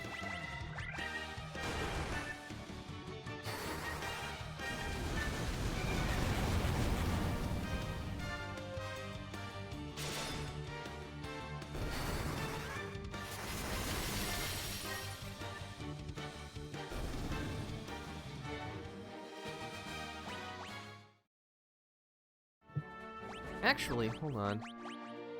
You know what? We're very close to a level up, so I'm actually going to get that level up because that'll give us more spell slots. So that way when we sleep at the inn... Oh! And Ankheg. Whatever those are. They just look like huge monstrous centipedes. They're big and they have too many legs, and therefore they must die. Number of legs, entirely too many. You know, the troll sprite does look like it's having an existential crisis. It They're does. Very grabbing their head and screaming.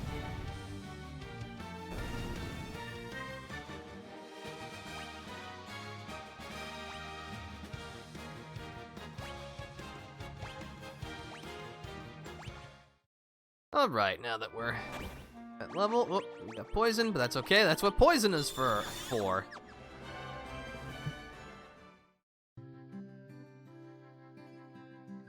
Far too many legs, but you made quick work of them. Also, hello, Mr. Eggplant. We're glad to have you here. Hope your Sunday's going well. Heal up.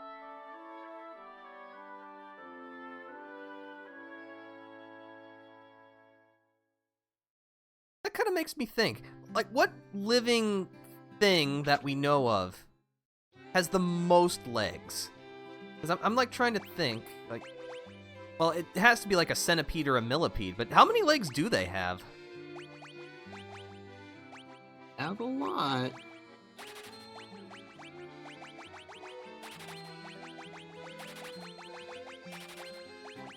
Yeah, it's gotta be some species of... Well, no, sea stars. Depending on how you're counting is the thing. Because if you count all the little suckers, then yeah, they might have it. But Sea stars, okay. if you count their arms as legs, then I don't know, basket stars get kind of spidery.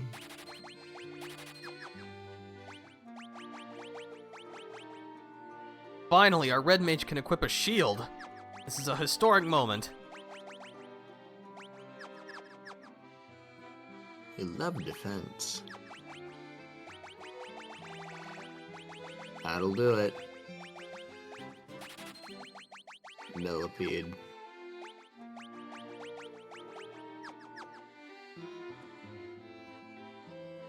Let's see. Yeah, and they can grow them back, so infinite? I guess the question is how many legs at one time? The female Eumepil's Persephone with 330 segments and 1,306 legs. That seems remarkably inefficient, because, you know, what do you even need that many legs for? I guess if some fall off? Spares, yeah.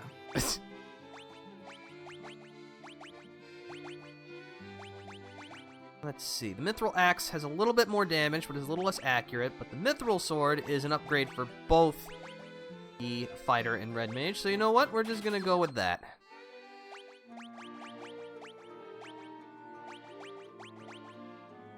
Yeah, that's pretty good. Yeah, we have all of our weapons fashioned out of Mithril. It's the popular thing these days, I guess. Ah, finally! Oh! You might notice. Nobody's cheering.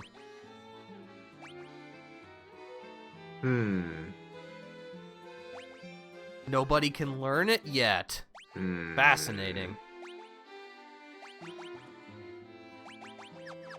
Let's see what's available in the black magic shop. Got Thundaga, Death, good old Quake, Stun.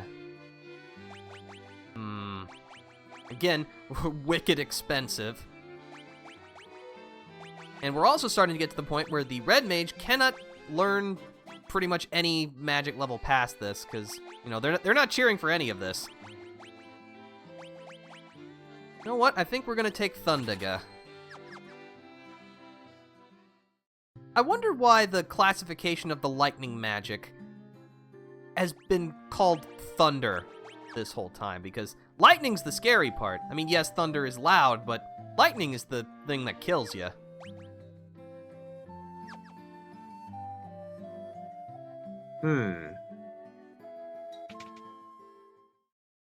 True. I mean, I'm thinking... I mean, the lightning elemental is what you find, but the spell is called thunder, but it does electricity kind of lightning damage. That's... Oh, that's gonna bug me. Sorry. Let's see. They're assuming the Eumiples is incredibly long-lived, so they just kind of keep adding segments with legs. Oh, okay. So it's kind of like a tree, in that, you know, the more rings, you can tell how old a tree is. Okay. That's kind of interesting.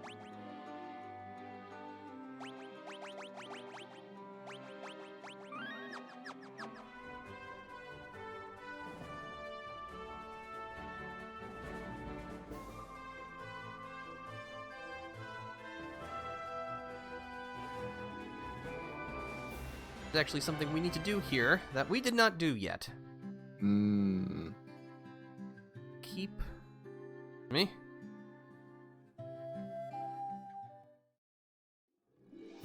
That's not correct. Actually, it might be on the... Yeah, we want to go over there to the right.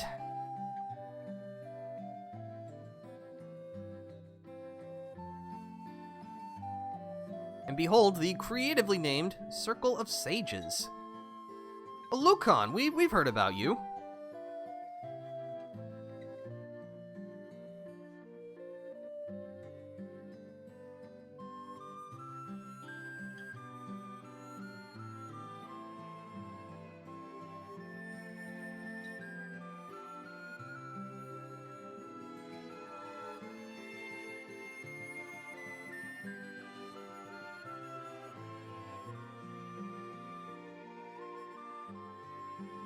Alright. Mount Glug. Gulg. Gulg. Which... Mount Gulg? We got a canoe! Oh. I mean, sure, thanks. But now we can traverse the small waterways that dot the world. Kind of like this.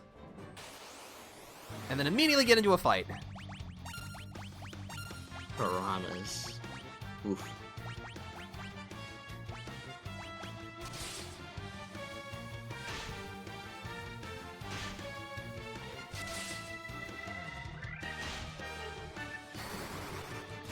I gotta say, I do like the nice backgrounds that they've added in this.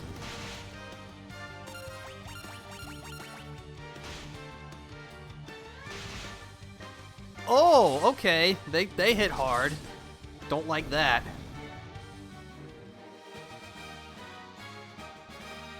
But that is a lot of experience.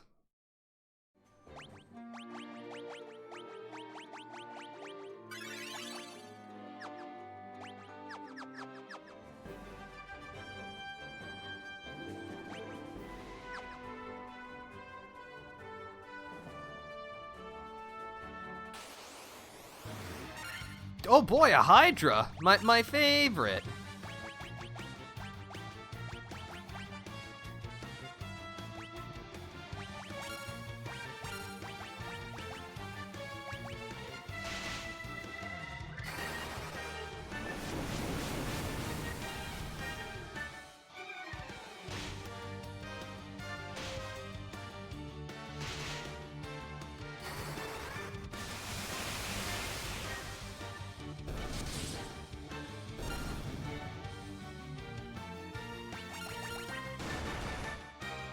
Oh, I looked at glance at my notes for 1 second and I realized the red mage is dead. Oog. That's awkward. Oh, great. Now the experience is even more skewed, and it's gonna bother me. Oh, well.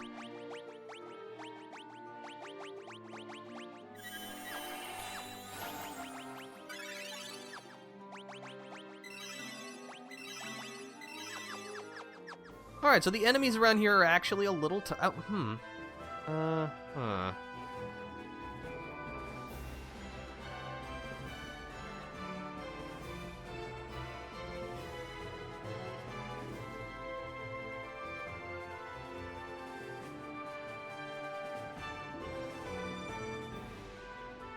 Actually, there is something that we can do going out of order, but it will help us.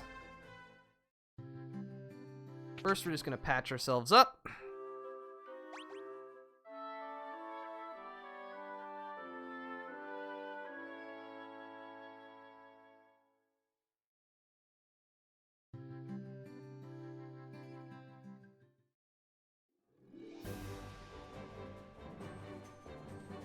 Alright, so we need to go back to the ship.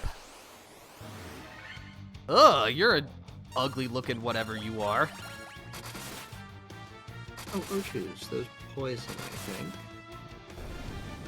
If they're anything like the FF14 ones, because every Ochu has some kind of spew poison at you ability. Sounds delightful. It's like to the point where it's just not worth suiting them. You just deal with the damage. Because the moment you Asuna them, they're just gonna poison you again. That is always the problem with enemies that inflict status effects. It's like, do I cure the thing to solve the problem now, but run the risk of having it immediately reapplied? Or do I just keep it and deal with it? Because yes, it is bad, but at least I can't be affected by the same status effect again as long as I have it.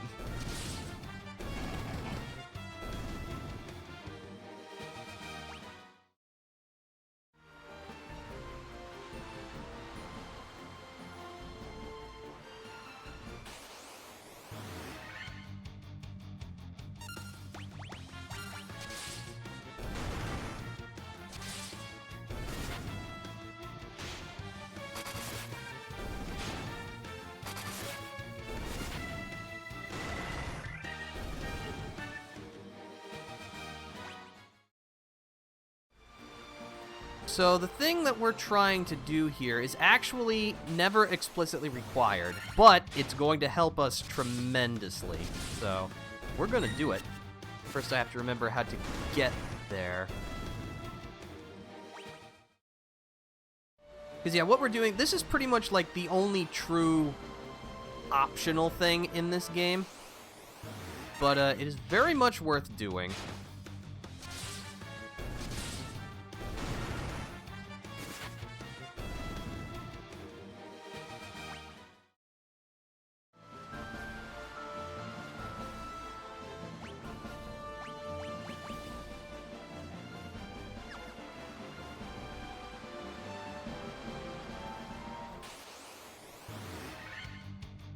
Oh, great.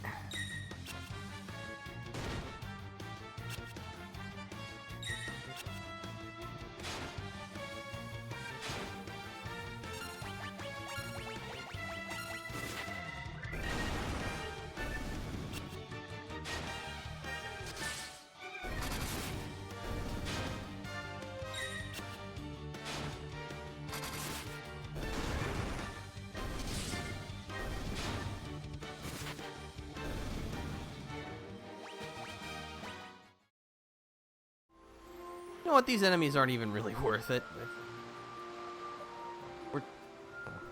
Oh yeah, that's Matoya's cave. I want to make our way first to where Chaos Shrine is. We're gonna head north.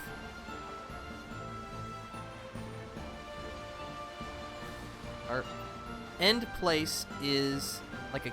There it is. Castle in a marsh environment. And we can simply disembark here because we've got the canoe.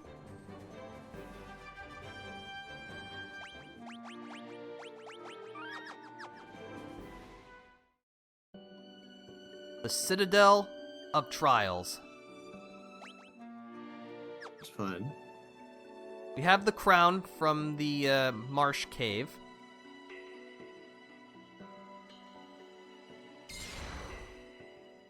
Mysterious, alright. But we'll go find throne. That looks like the throne, but first let's see if there's anything worth looting. It does say there are 10 treasure chests here. Actually, it looks like that's the only door.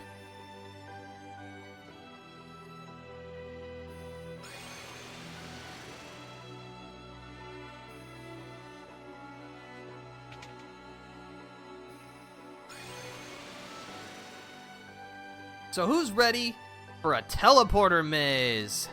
Oh no. Yeah, this will be our real test of patience.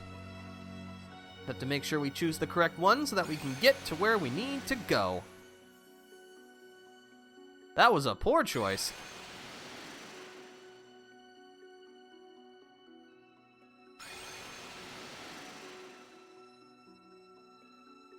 Take this one this time.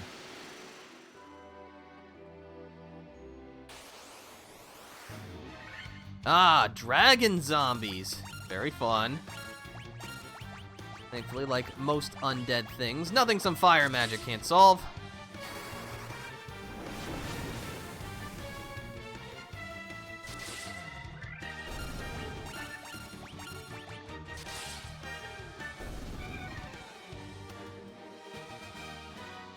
That is a lot of experience, though.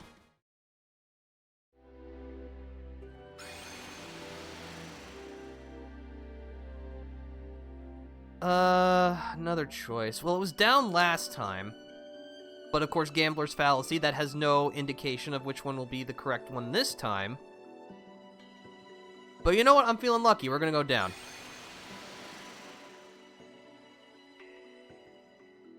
I think that was correct. Always a great thing to stick in a game. Random guessing as a puzzle. Yes, very fun. Positively jubilant. Can you not tell by the tone of my voice?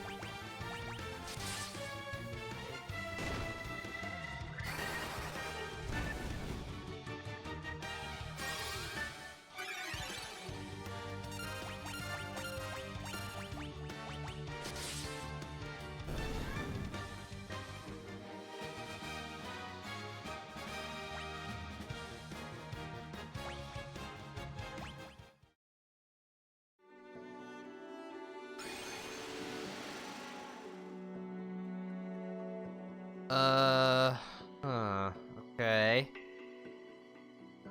You know what? I'm gonna pick the close one.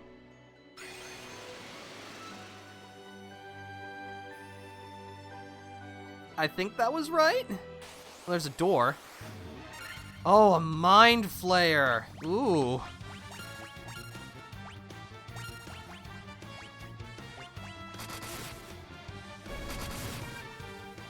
Oh, that wasn't so bad.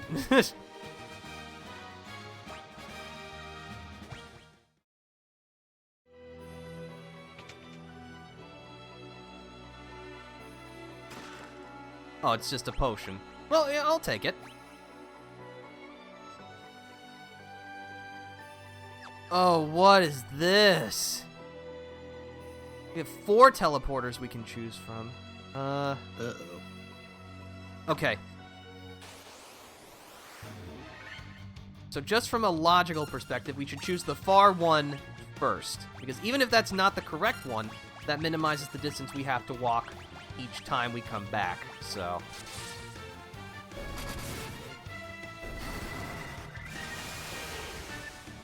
Wizards of the Coast is gonna sue somebody. I mean, a lot of the enemies in the original Final Fantasy are just, like, straight from Dungeons & Dragons. Like, there is an enemy later on that's just called the Beholder. In fact, in the Japanese version of the original Final Fantasy, it just looks like the classic Dungeons & Dragons Beholder. However, it was changed for the American release, because nobody wanted to get sued.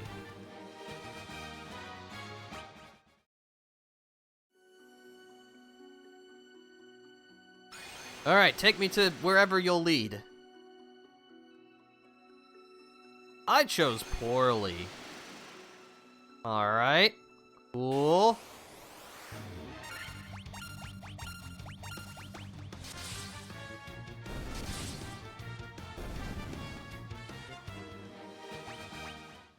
Well, at least we'll get some level ups out of this.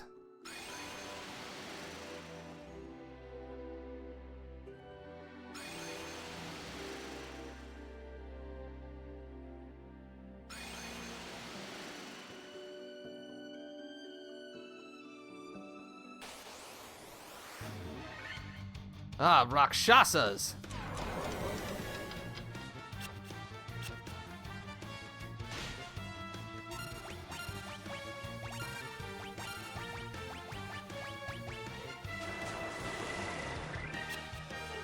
Oh no, my white mage has been blinded. Whatever will I do? Red mage, yeah. Unsurprising, though, borrowing monsters from other sources is what a lot of the early D&D monsters are built from. I mean,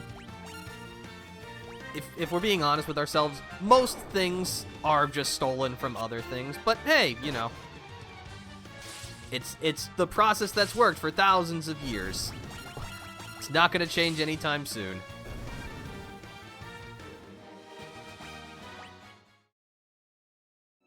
I think... Oh, blindness goes away after a fight. I know in some games that is not the case, so I always have to double check. Alright, so we're back here again. So... Oh, it's a king mummy, your majesty. Alright, well... Honestly, still not concerned that much.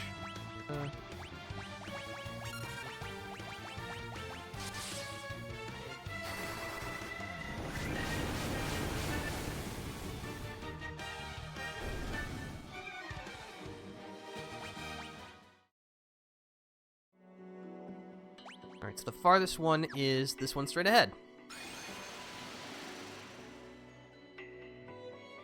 Aha!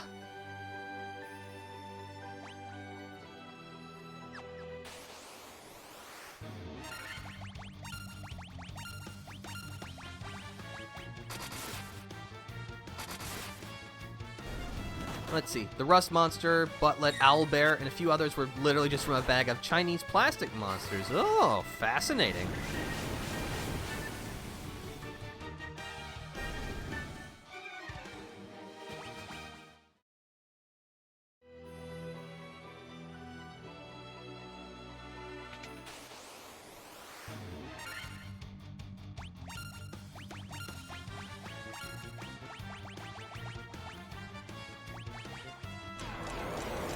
Oh no, we've been slowed.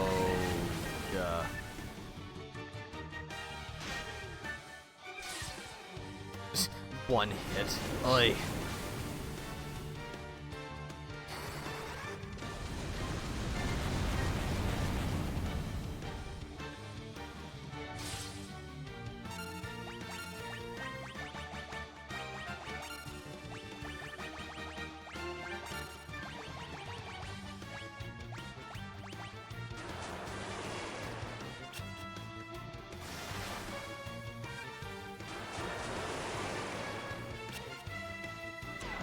Yeah, I don't like these guys.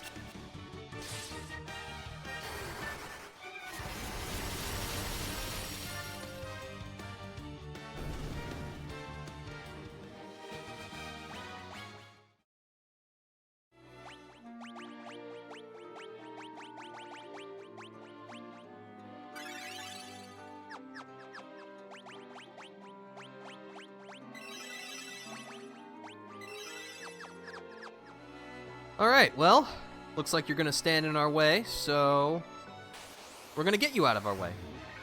Nightmares.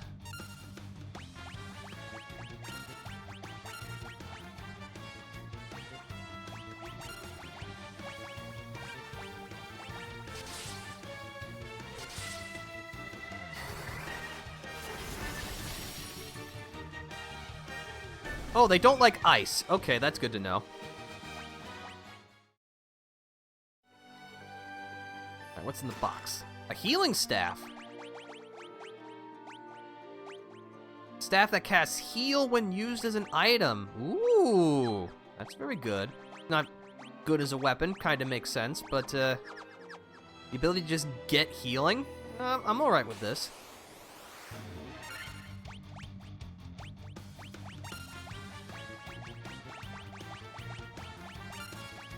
No, let's put it to the test.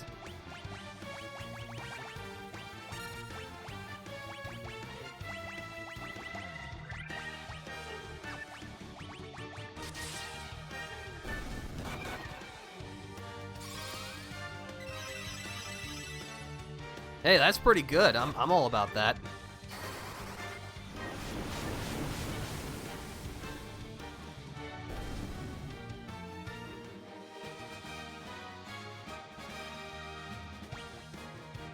Ooh, that's a good level up. That's pretty good. That's also good. Alright, what do we got here? A ruby armlet. I guess that's probably for... Oh yeah, that's pretty good. Everyone can equip it, but I think it's probably best on the white mage. Ice Brand. A sword imbued with the power of ice. Sounds cool. I'll use it. Finally, steel gloves. I think... Yep, they're just worse than mithril gloves. And no one else can equip them.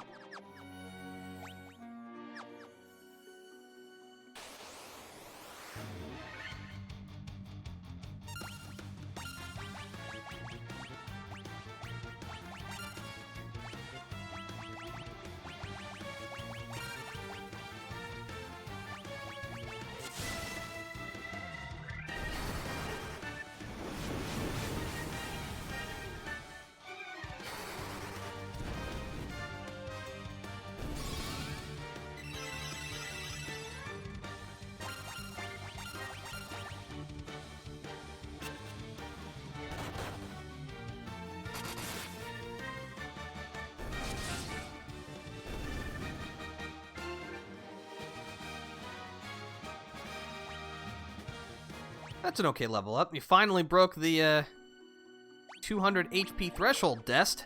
Took you long enough. Oh boy, monsters! Clay golems. Alright.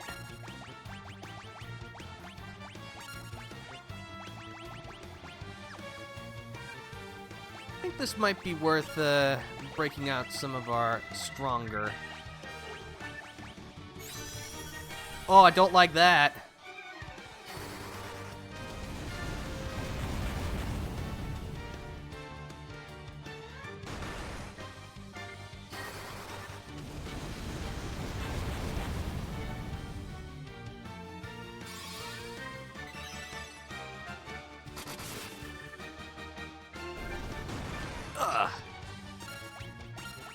Alright, it looks like they don't like ice very much, so that's what we're gonna use.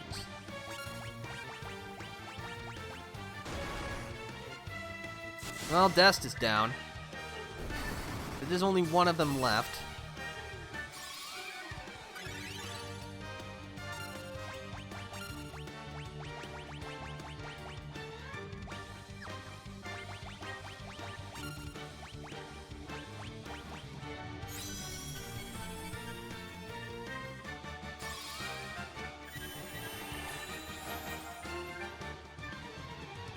Alright, we're glad to have you back. Now you'll actually gain some experience, which is what we want.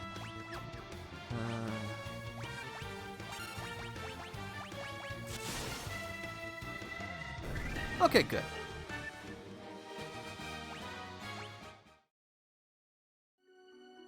Got gauntlets.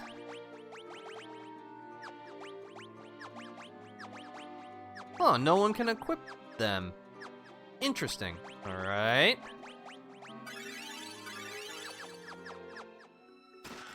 Cottage, 1455 gil, 7,340 gil.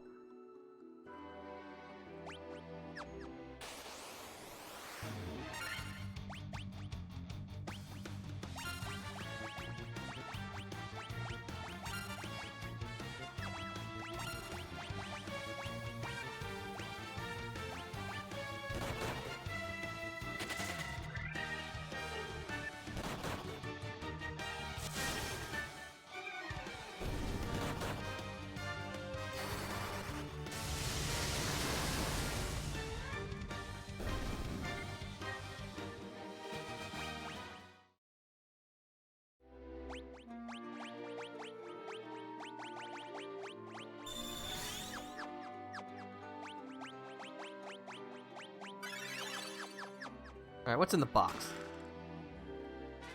Obtained a rat's tail.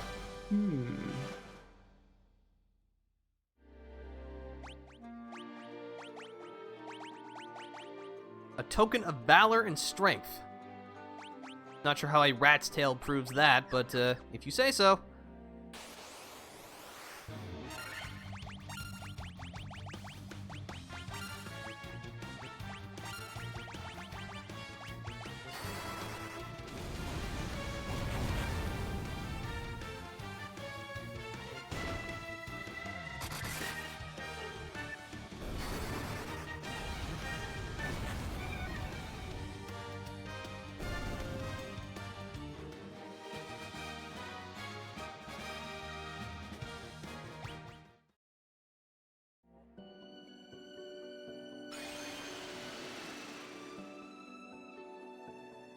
Huh. Alright. We did it, I guess. Surely this rat tail has to be valuable to someone, right? Guess we'll just make our way back to the ship.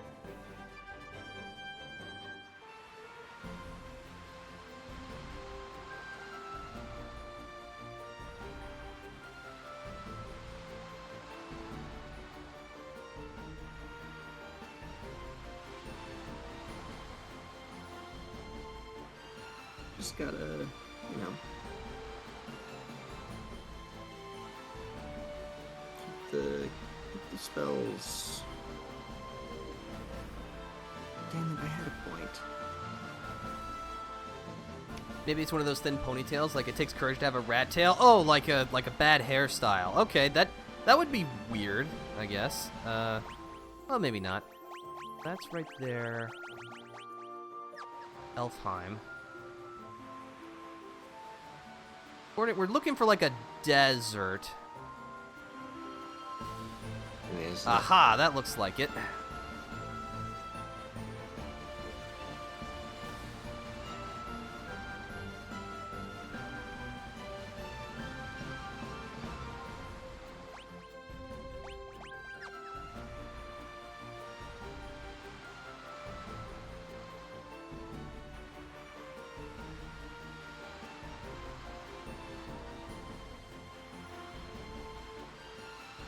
Bolt stuck.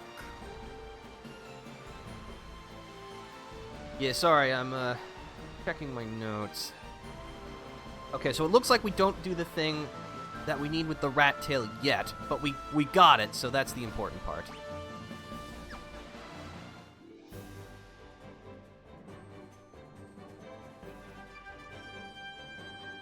Go back and patch ourselves up, and then we'll be back on our merry way again. Oh, that's right. We can get the rat tail now, but we can't actually do the thing until we get, like, our next huge milestone, per se. But getting the tail now just saves us a lot of time.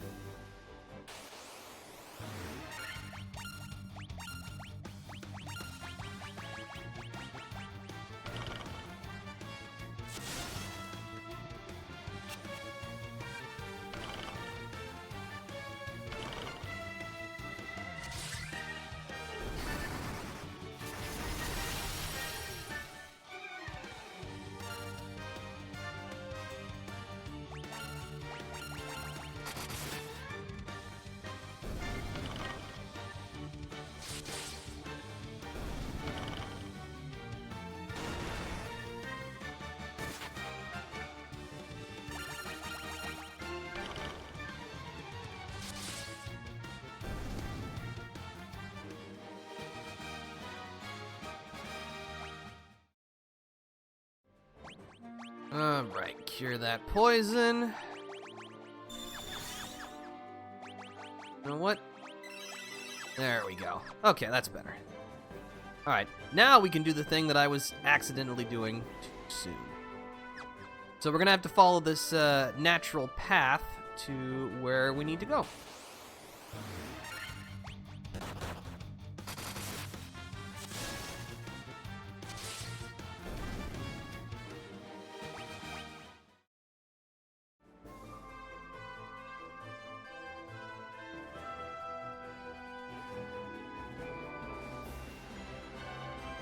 see, this is not the way to go, because if we're fighting these enemies, this is definitely not where we should be.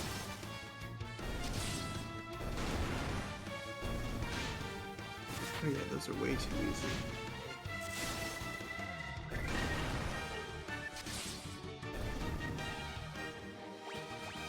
Still got a level up from it, though. Let me take those. Yep, because let's see, this puts us... Huh. Actually, okay.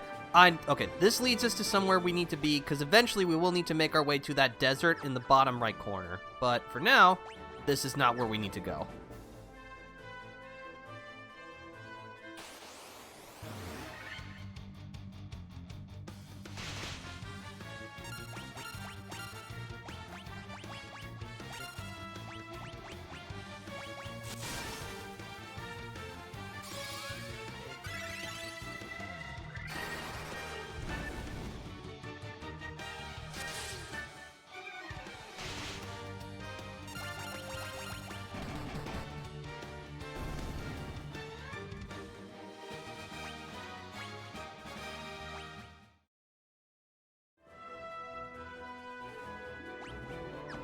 Unfortunately, there is pretty sure no way to actually like zoom in the world map, so this is the best that we got. I think if we keep rowing for long enough, eventually we will find what we're looking for.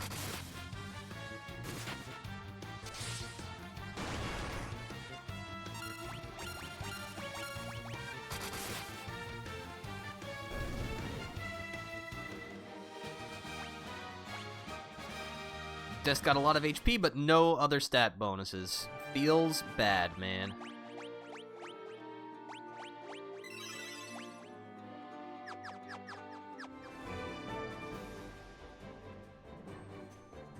That's a dead end.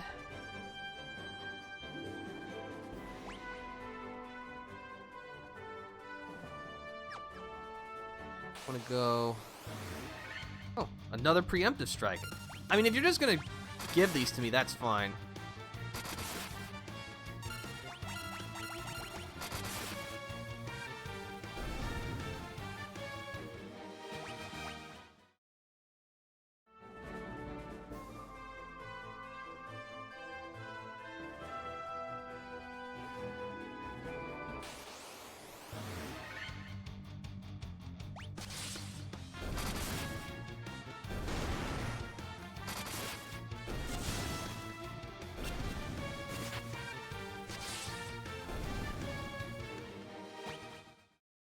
Okay, so once again, this is actually not the destination we're looking for, but this will put it on our map.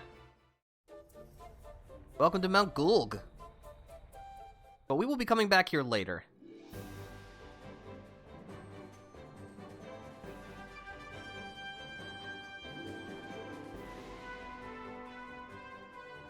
This is a dead end? Yes. Okay, so... that means we took a wrong turn somewhere.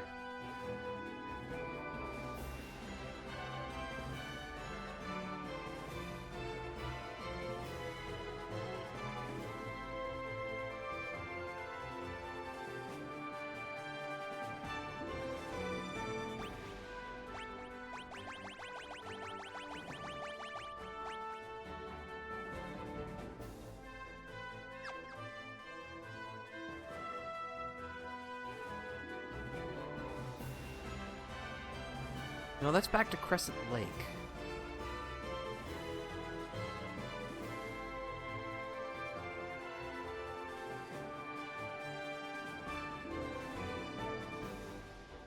That's another dead end.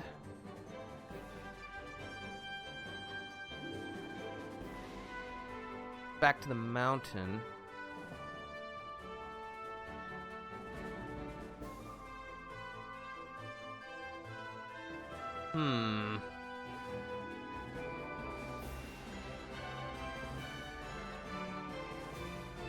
Yeah, this area is surrounded, so that's not the way. Okay.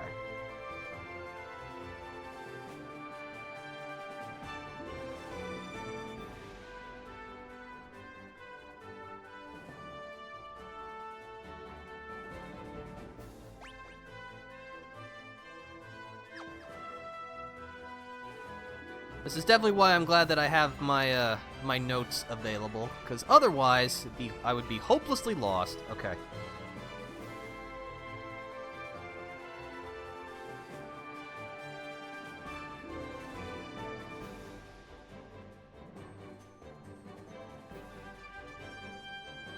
Okay, I think this is the way we're supposed to go.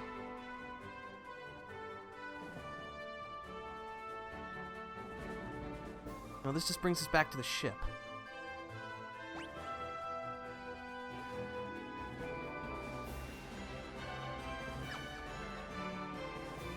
Maybe that landmass from the very beginning is actually where we're supposed to be going.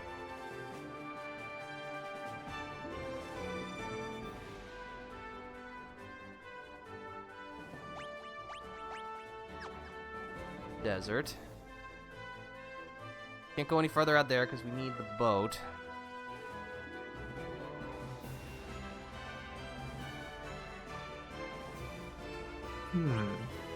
Now this leads us back to Elfheim.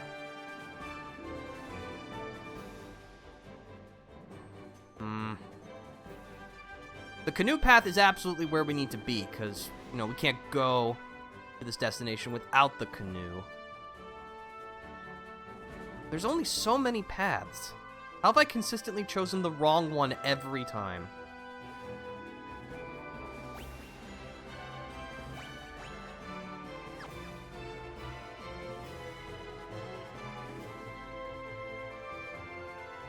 No, that leads back. Okay. I think...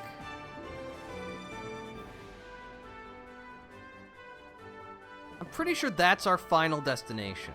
So how do we get there? Okay, you can change the size a little bit. Oh, I see. Okay. This is not the actual canoe path we're supposed to be taking.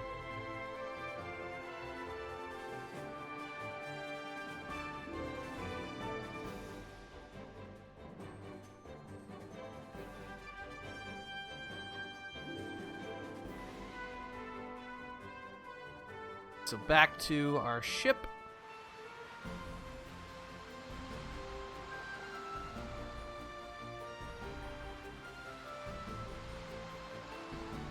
Yeah, like right here, because now we can enter a new canal course. I think. Yeah, we want to take this path. Okay, all right, we're back on track. Took us a little while, but we made it back.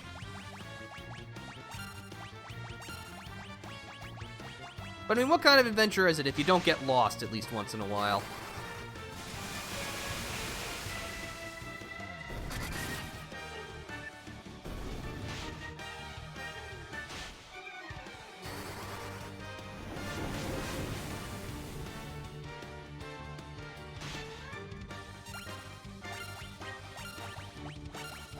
Should just be able to brute force our way through the rest of these chumps.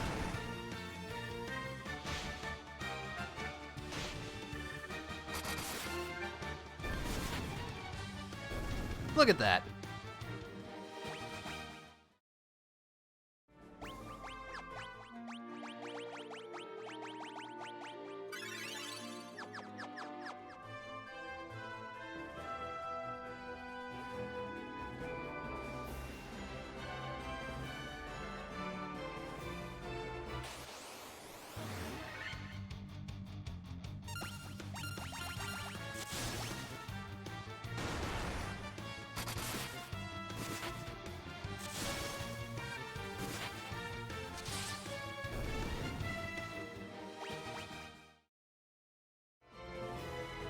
It's about the journey and all that. Yep.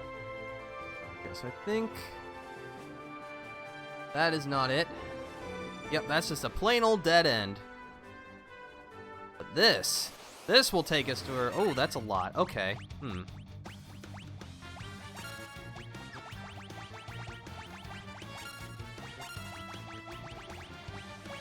Yeah, I think we're just gonna go for broke here.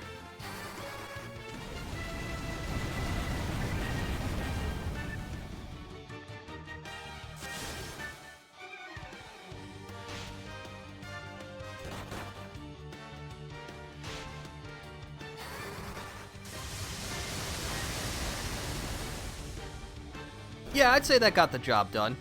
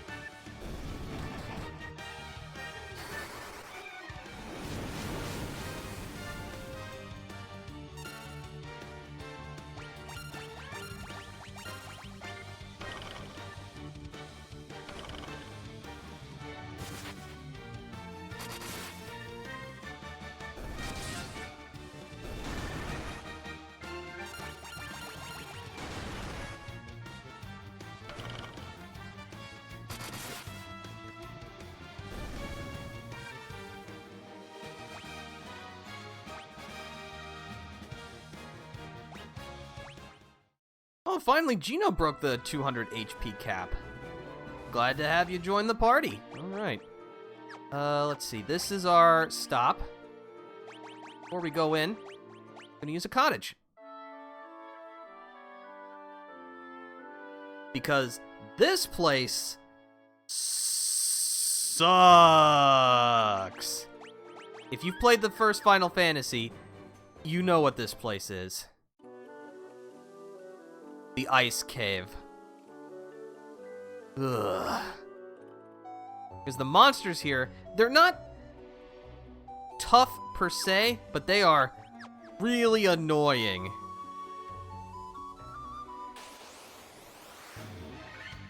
Got some white dragons. Actually, I just realized, fighter swinging an ice sword, that might not be very useful here.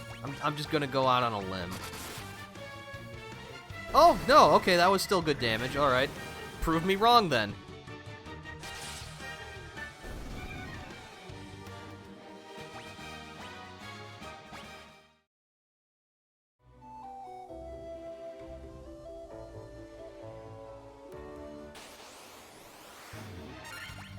I mean, if it's just a single white dragon, we can probably take it out with... Oh, Ice Storm, okay. Yeah, that hurt a little bit.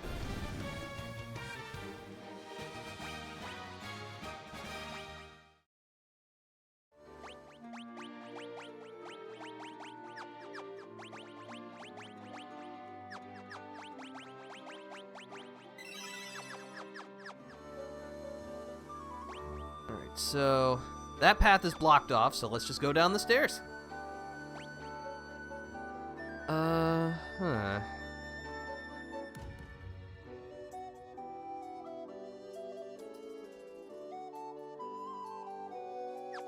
We'll just go to the bottom left. Got dark wizards.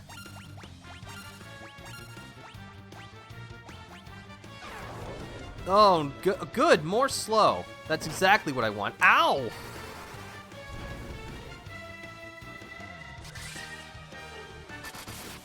At Code Indigo, defenders going through the ice cave. Oh no, yep, the telling, oh no.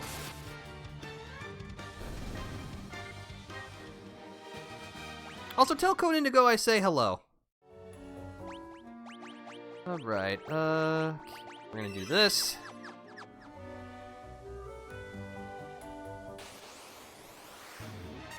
More dark wizards. No, I think we're gonna get some good value out of this heal staff. Ah, there's the problem, Fyraga.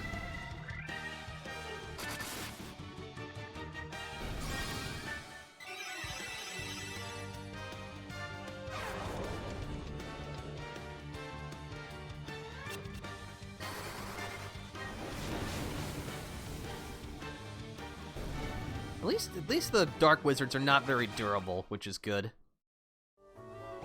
I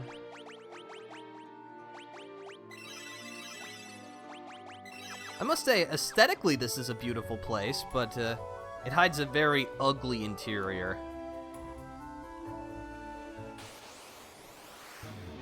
You got specters.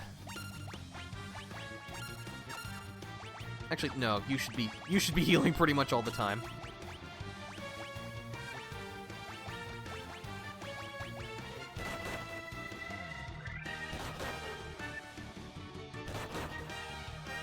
Stop bullying the white mage. Oh, great, more paralysis. Seems like that's been the most common status effect that's been inflicted upon us. I do not appreciate it. It's very inconsiderate.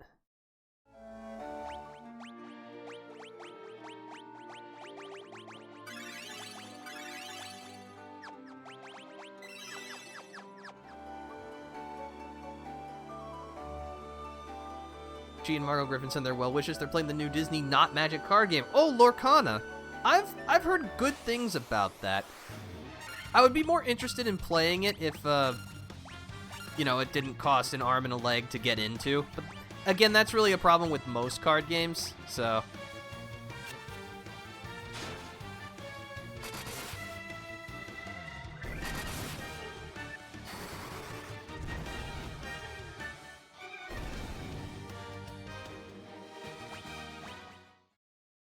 We're making a lot of money, which is good. Hello? Those cracks look kind of suspicious. Oh, great. Oh, we got a preemptive strike. Okay, that's not bad. You know, I'm just gonna hit you with a Firaga. You deserve it. It's a taste of your own medicine, as they might say.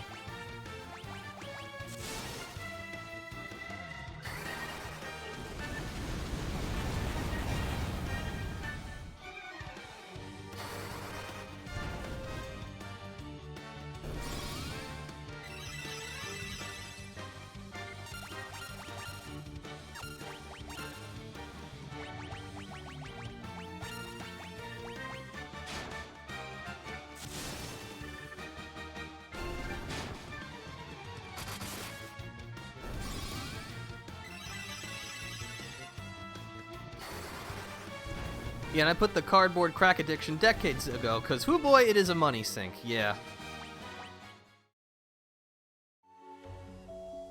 Clothes? Man. Great. Scoot around this way. Flame sword! Alright, that's more like it. It's not quite as strong as the ice blade, but... that's okay. Alright, so you can probably guess what's going to happen next, but when we step on a crack... party goes down the hole. Hello, will you let us out? Well, actually, you'll let us out if we fight you, so we'll do that. Huh. Alright.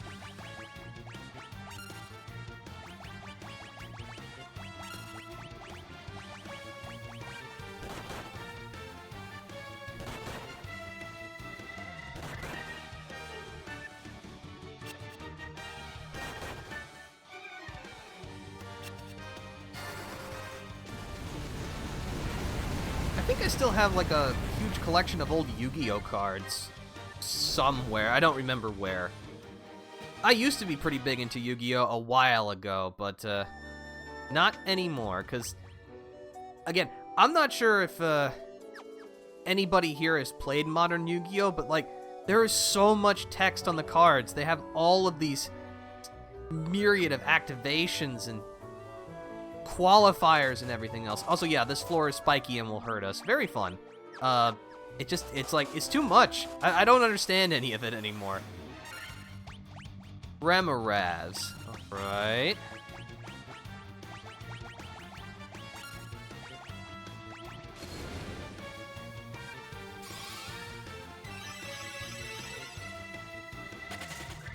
Oh, it just ran away. Well, that was anticlimactic. Got some mithril gloves, which I think... yeah, nobody can equip. And monsters. Some white dragons, not that... well, that's not true. Their ice breath is bad, so... they also hit kind of hard.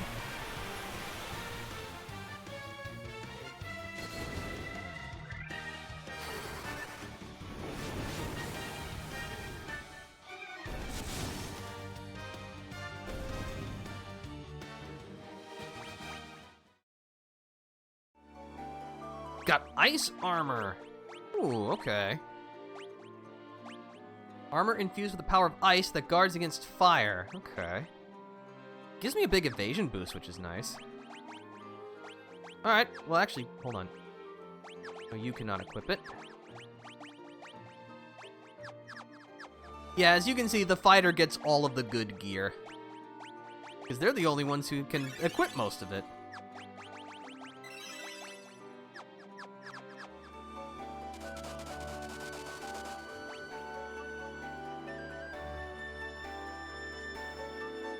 Go all the way down, alright?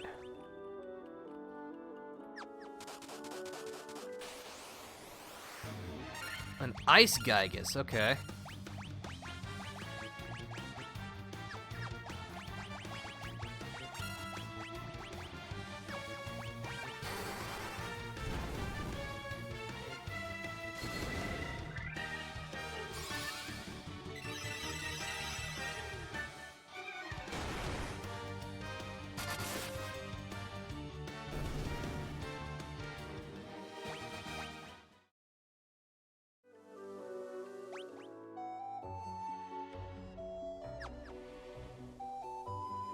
Also, I'm not sure if this is just intentional or is just like a quirk, but you actually cannot run into any random encounters while you are on damaging floors.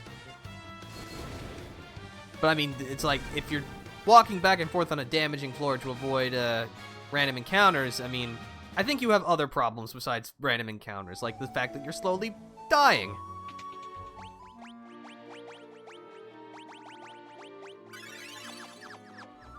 Alright. 9,900 gil. 5,000 gil. Monsters. Winter wolves. Alright, I'm gonna guess just some fire will solve this problem. Fire solves most problems in this universe. Not every problem, but most problems.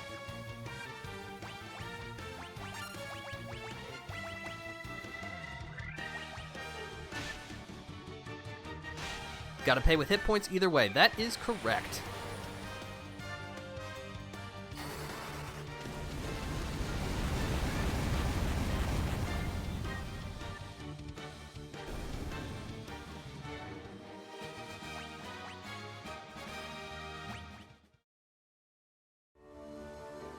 $12,350 gil.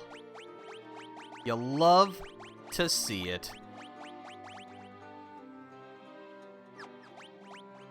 No.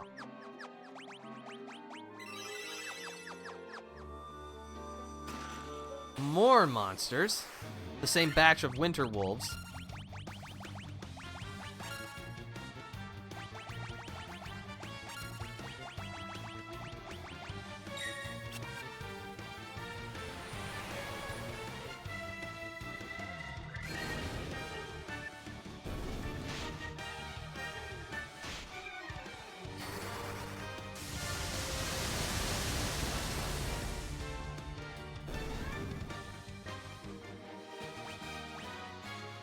Ooh, that's a nice level up, Dest.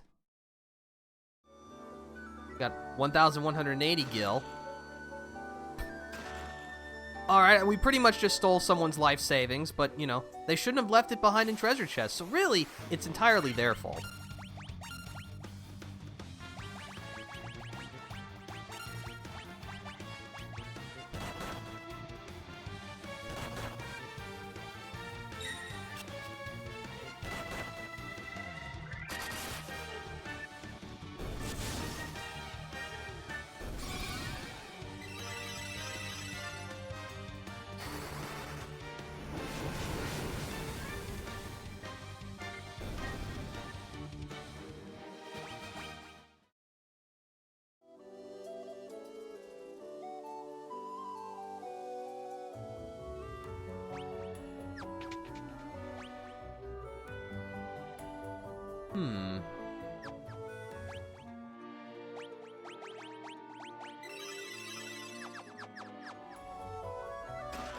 An ether?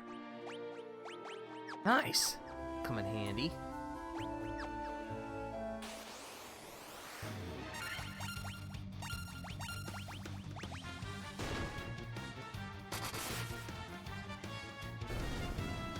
You know, I never would have thought that the ice sword would be doing so much damage in an ice cavern, but what do I know?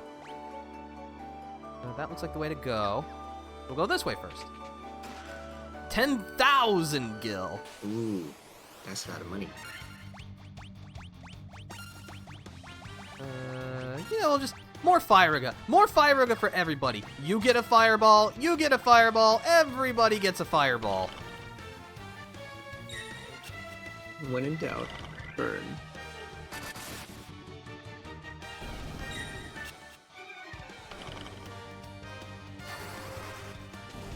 I cast Fireball.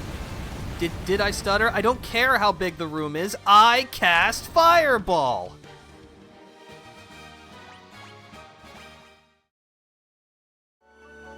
I mean, Kryptonians are hurt by kryptonite, so... that is true. Oh, just 2 specters? I am so unconcerned.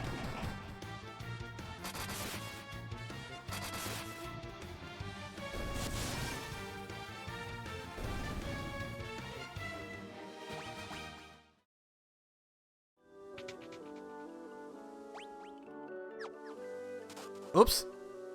I got so tempted by the treasure, I just ran for it. Oh, well, this is actually what we needed to do, I think. So, 2 steps forward, 1 step back, as they say.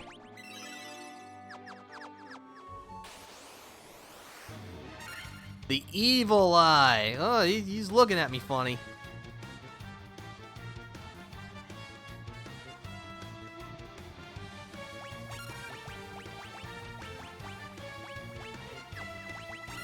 We're just gonna try and hit him really hard.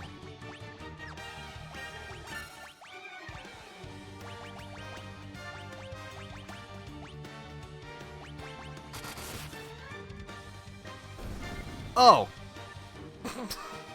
What was I concerned about? I don't know.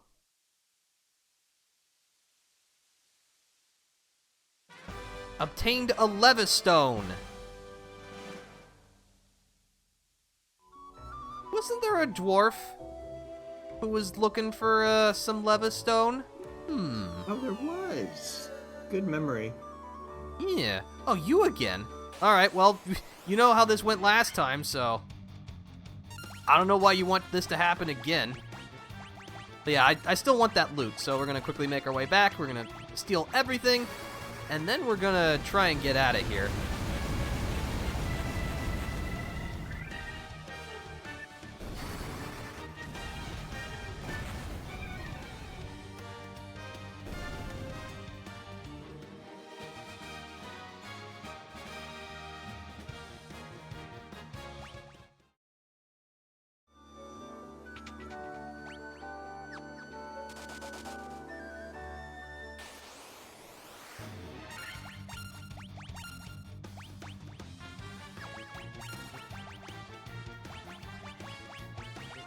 No, I'm gonna hit you with the Thundaga.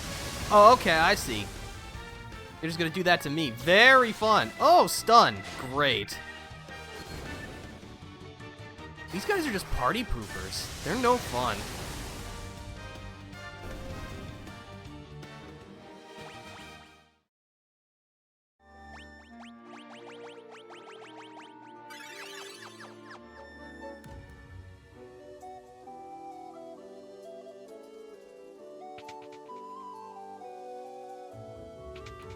This way.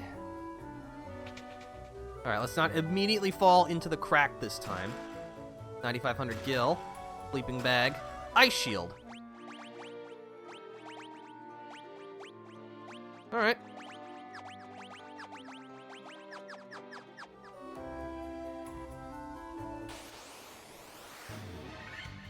Blood bones.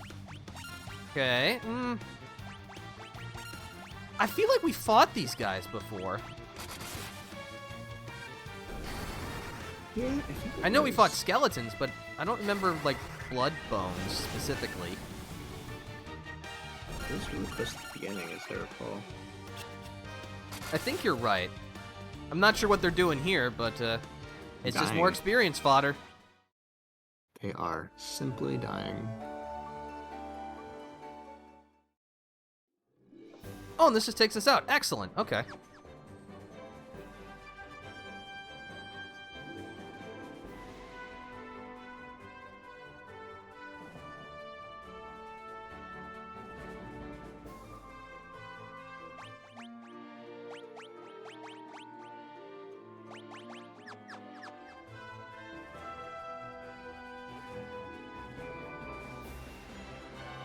Alright, so I think...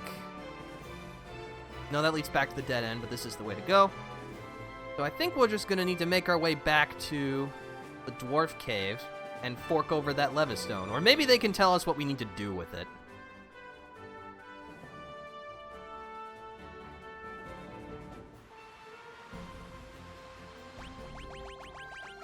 Cave was... over here. The fastest way will be this way. Just simply wrap around the entire map.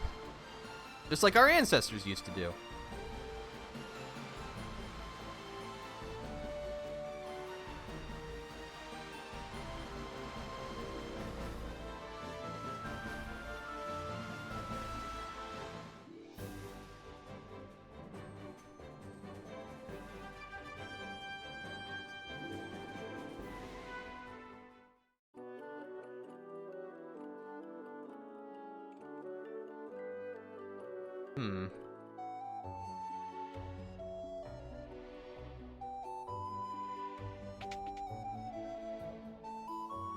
Adamantine. I talked to the guy who said he's looking for levistone.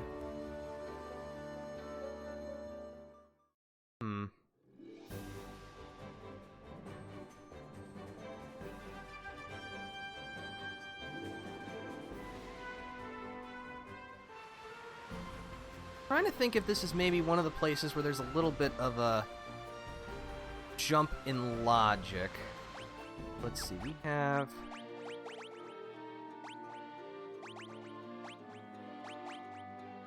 the rat's tail and the levistone.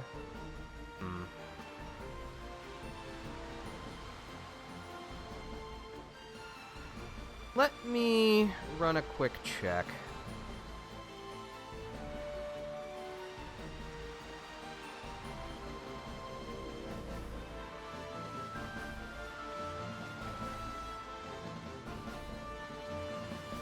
Oh, I see. Okay. It turns out this item was named something different in the original Final Fantasy. It was called a floater. But no, the levistone is what we need.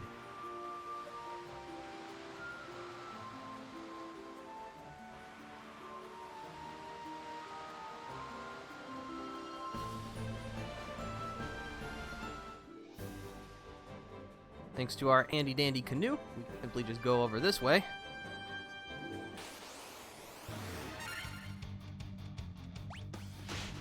Now, I don't know if this is truly a jump in logic, if this is something you're just supposed to find after a while, or if there's someone in some village specifically who can tell you this, but once we get to the desert, everything will be made clear.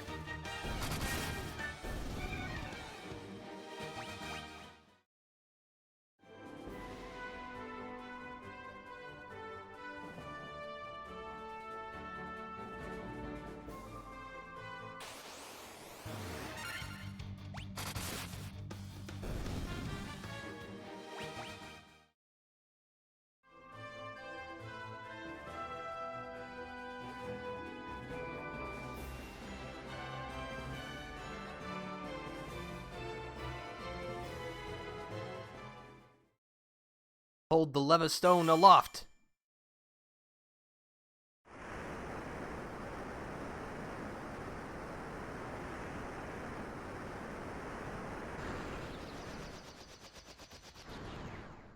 It's time to fly, my friends.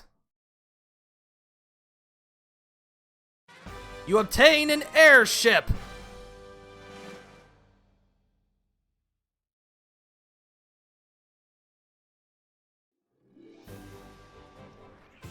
Alright, no need for seafaring anymore. Mountains, no problem at all.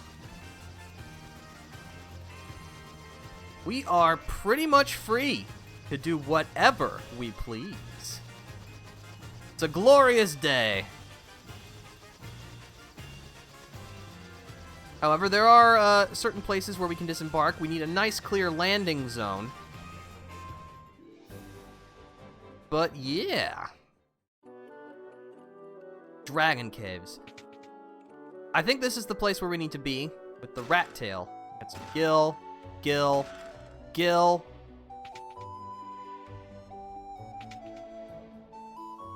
Only the truly brave can obtain a token of their courage. Hey, we have something that proves courage, apparently.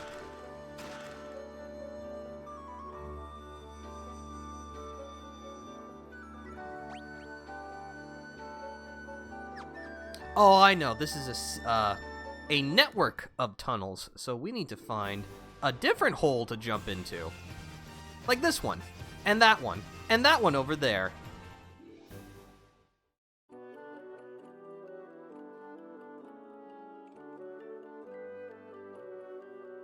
I guess you're just here for some lore, which is okay. Everybody loves lore.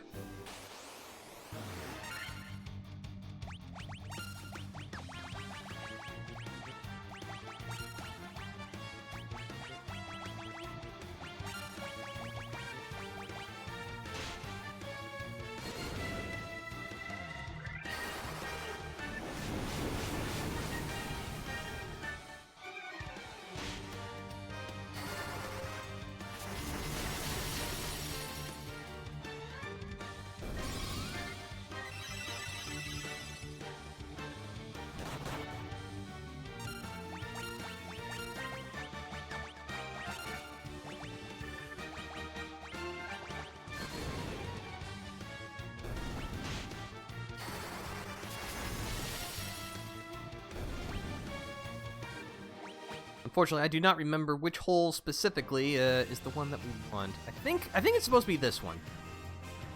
I guess we'll find out soon enough.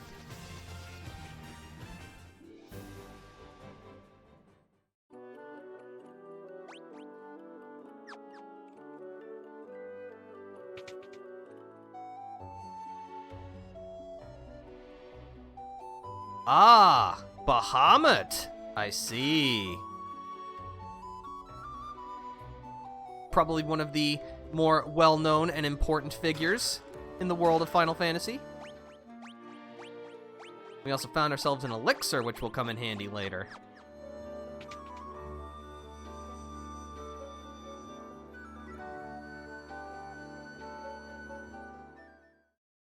Okay, so this is not it.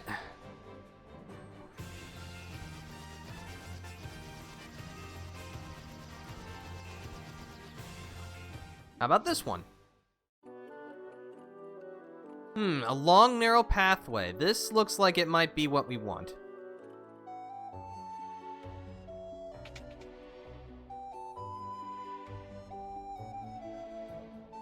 Yeah, I think we're in the right spot. The Chamber of Bahamut the Dragon King. He's certainly imposing. Greetings.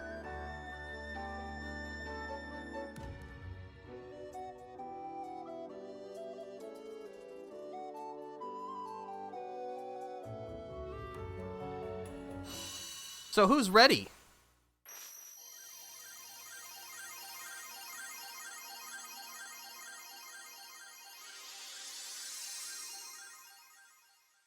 For a promotion!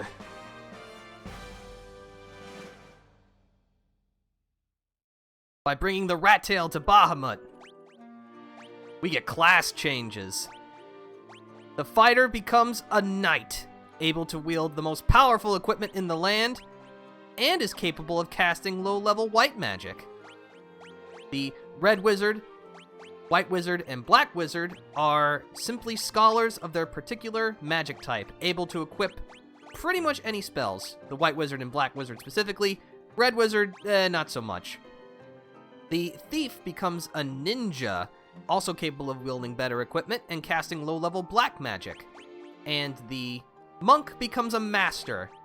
And actually, they don't get any special privileges with their promotion, they just become even stronger. But hey, sometimes that's all you need.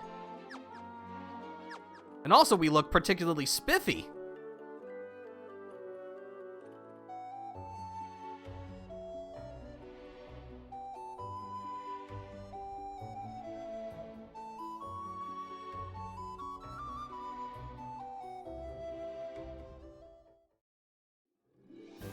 Yeah, I'm feeling pretty good about myself right now. I don't know about the rest of you. But of course, there's still more caves to explore. We're gonna make sure we steal everything that isn't nailed down. Northeast to the Citadel of Trials. This is where they explicitly mention that's what you need to do.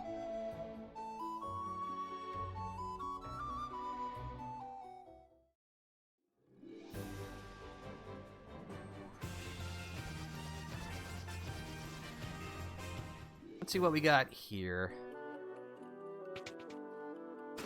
Got a tent? Is that it? 2 more chests, alright.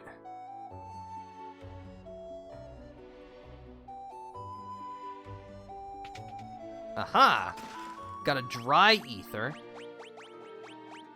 Restores 5 MP for each magic level. I'm not sure what makes a dry ether more powerful than a regular ether, but eh.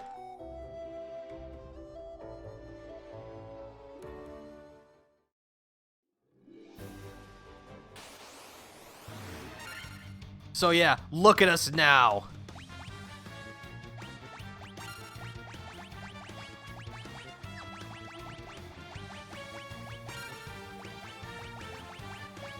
Now we actually look like we fit the part of heroes.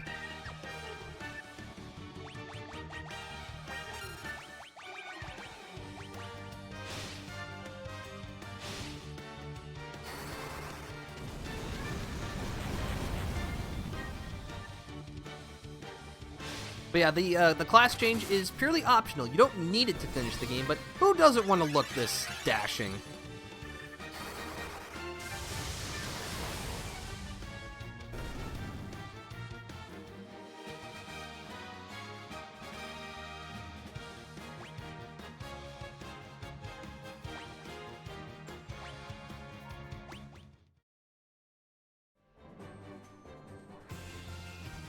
All right.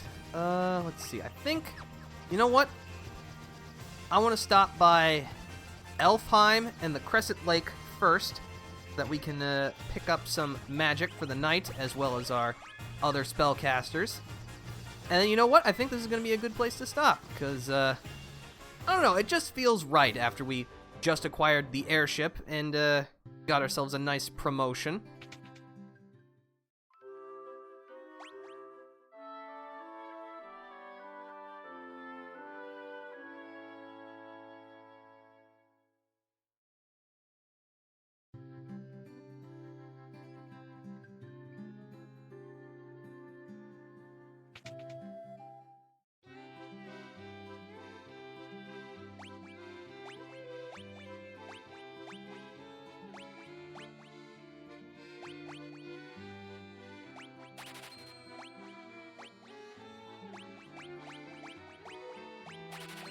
So yeah, the knight is capable of casting up to level 4 white magic once they have the spells for it.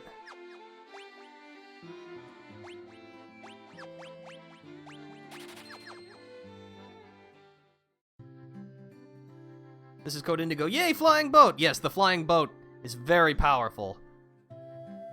And is pretty much the last major roadblock that we have to exploring the world. It's always exciting.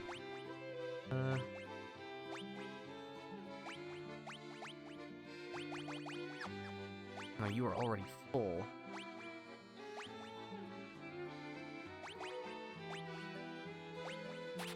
You know what, sure, I'll fill out the remainder of my slots. Not like they're gonna be used for much else.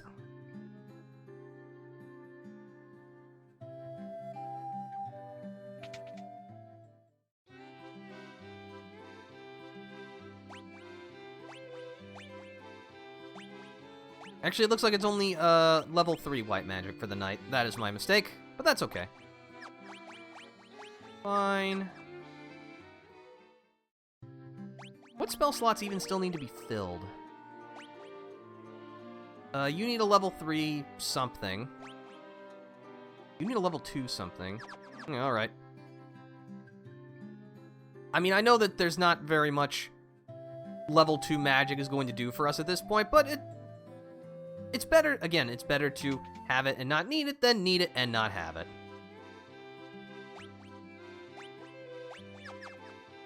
Picked up the white magic.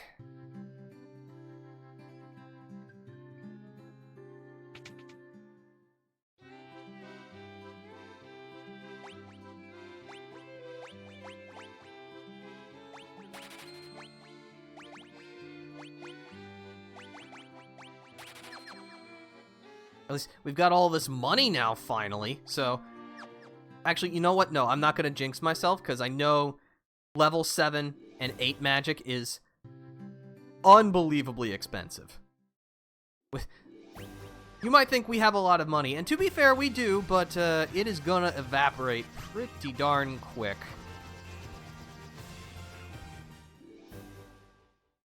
Make our way back to Cornelia.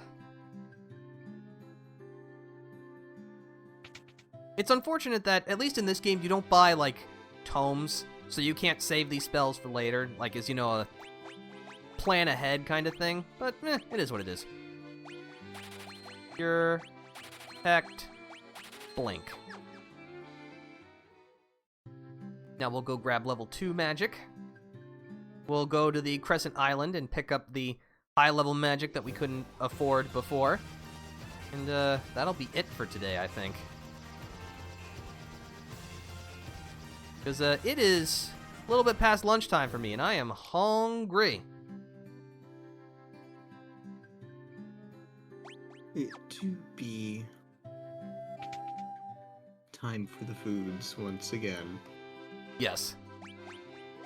Quiet, silence, no shock is right. As if I hear my stomach goes off. Sorry about that. Bam, alright. Let's see, who still needs... I got all the level 3 I could or care about. Let's see what level 2 black magic I missed out on. I might as well pick it up while I'm here. Let's see, for me, I've got a leftover sandwich in the refrigerator. So, I think that'll be perfectly fine. Slow is okay. We'll go with slow.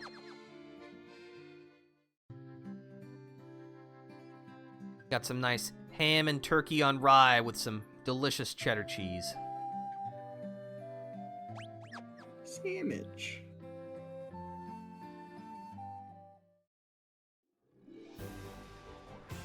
I am eternally grateful, because apparently the sandwich was created by the Earl of Sandwich in the late 1700s, because he just wanted something to eat while he was playing card games.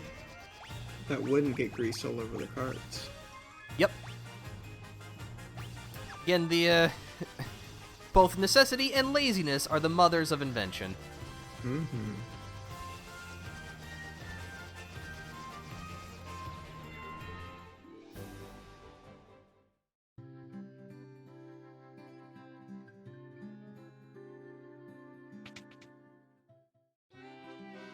All right.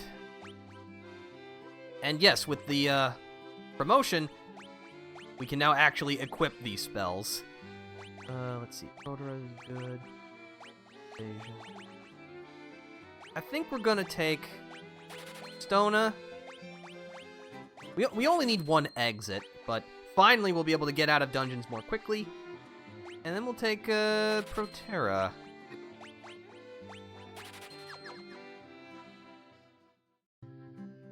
With black magic we can pick up. And Death, Quake, Stun. I think I've got to go with Quake. And yeah, sure, we'll go with Stun. Get Thundaga.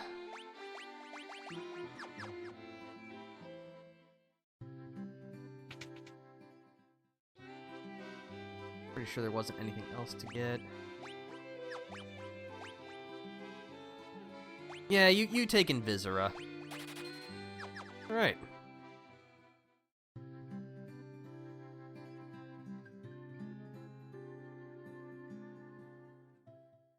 Well, not to say that we weren't heroic before, but I think we absolutely look and feel the part now. So, we've only managed to get one crystal restored, but we got ourselves a spiffy new airship and a class promotion, so certainly not an unrewarding adventure today, but I think this is a good time to take a rest. So thank you for stopping by, everybody. I hope you enjoyed yourselves. Thank you again to Flagninja for joining me today. Remind the nice people at home, you stream as well, yes? I do.